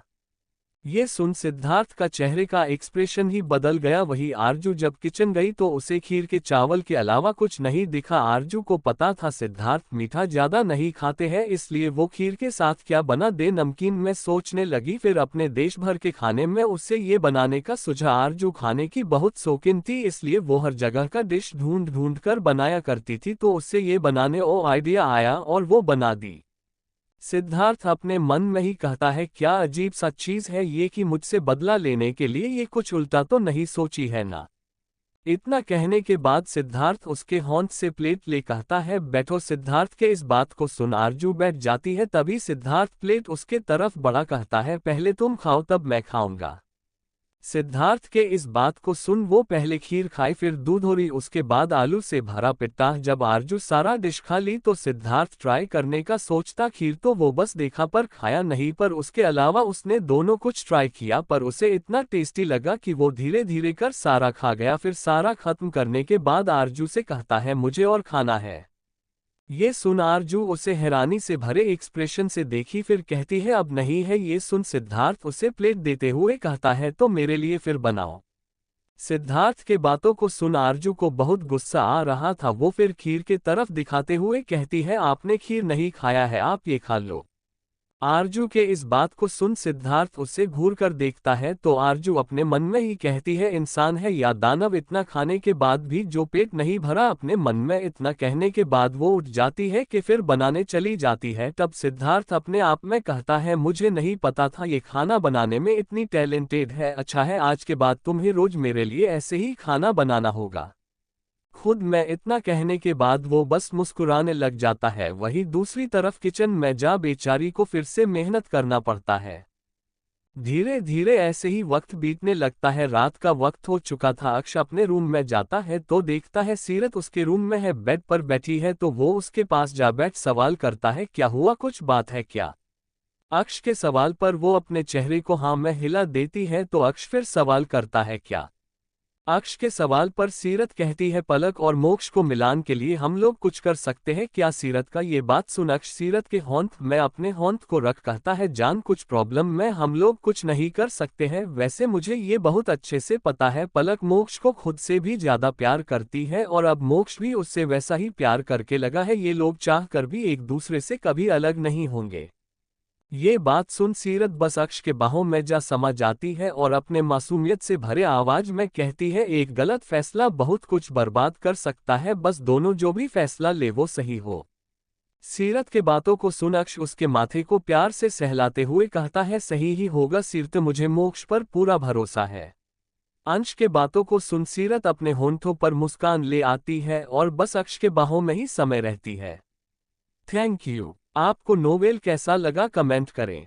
लाइक और शेयर करना न भूलें। नेक्स्ट पार्ट देखने के लिए चैनल को सब्सक्राइब करें।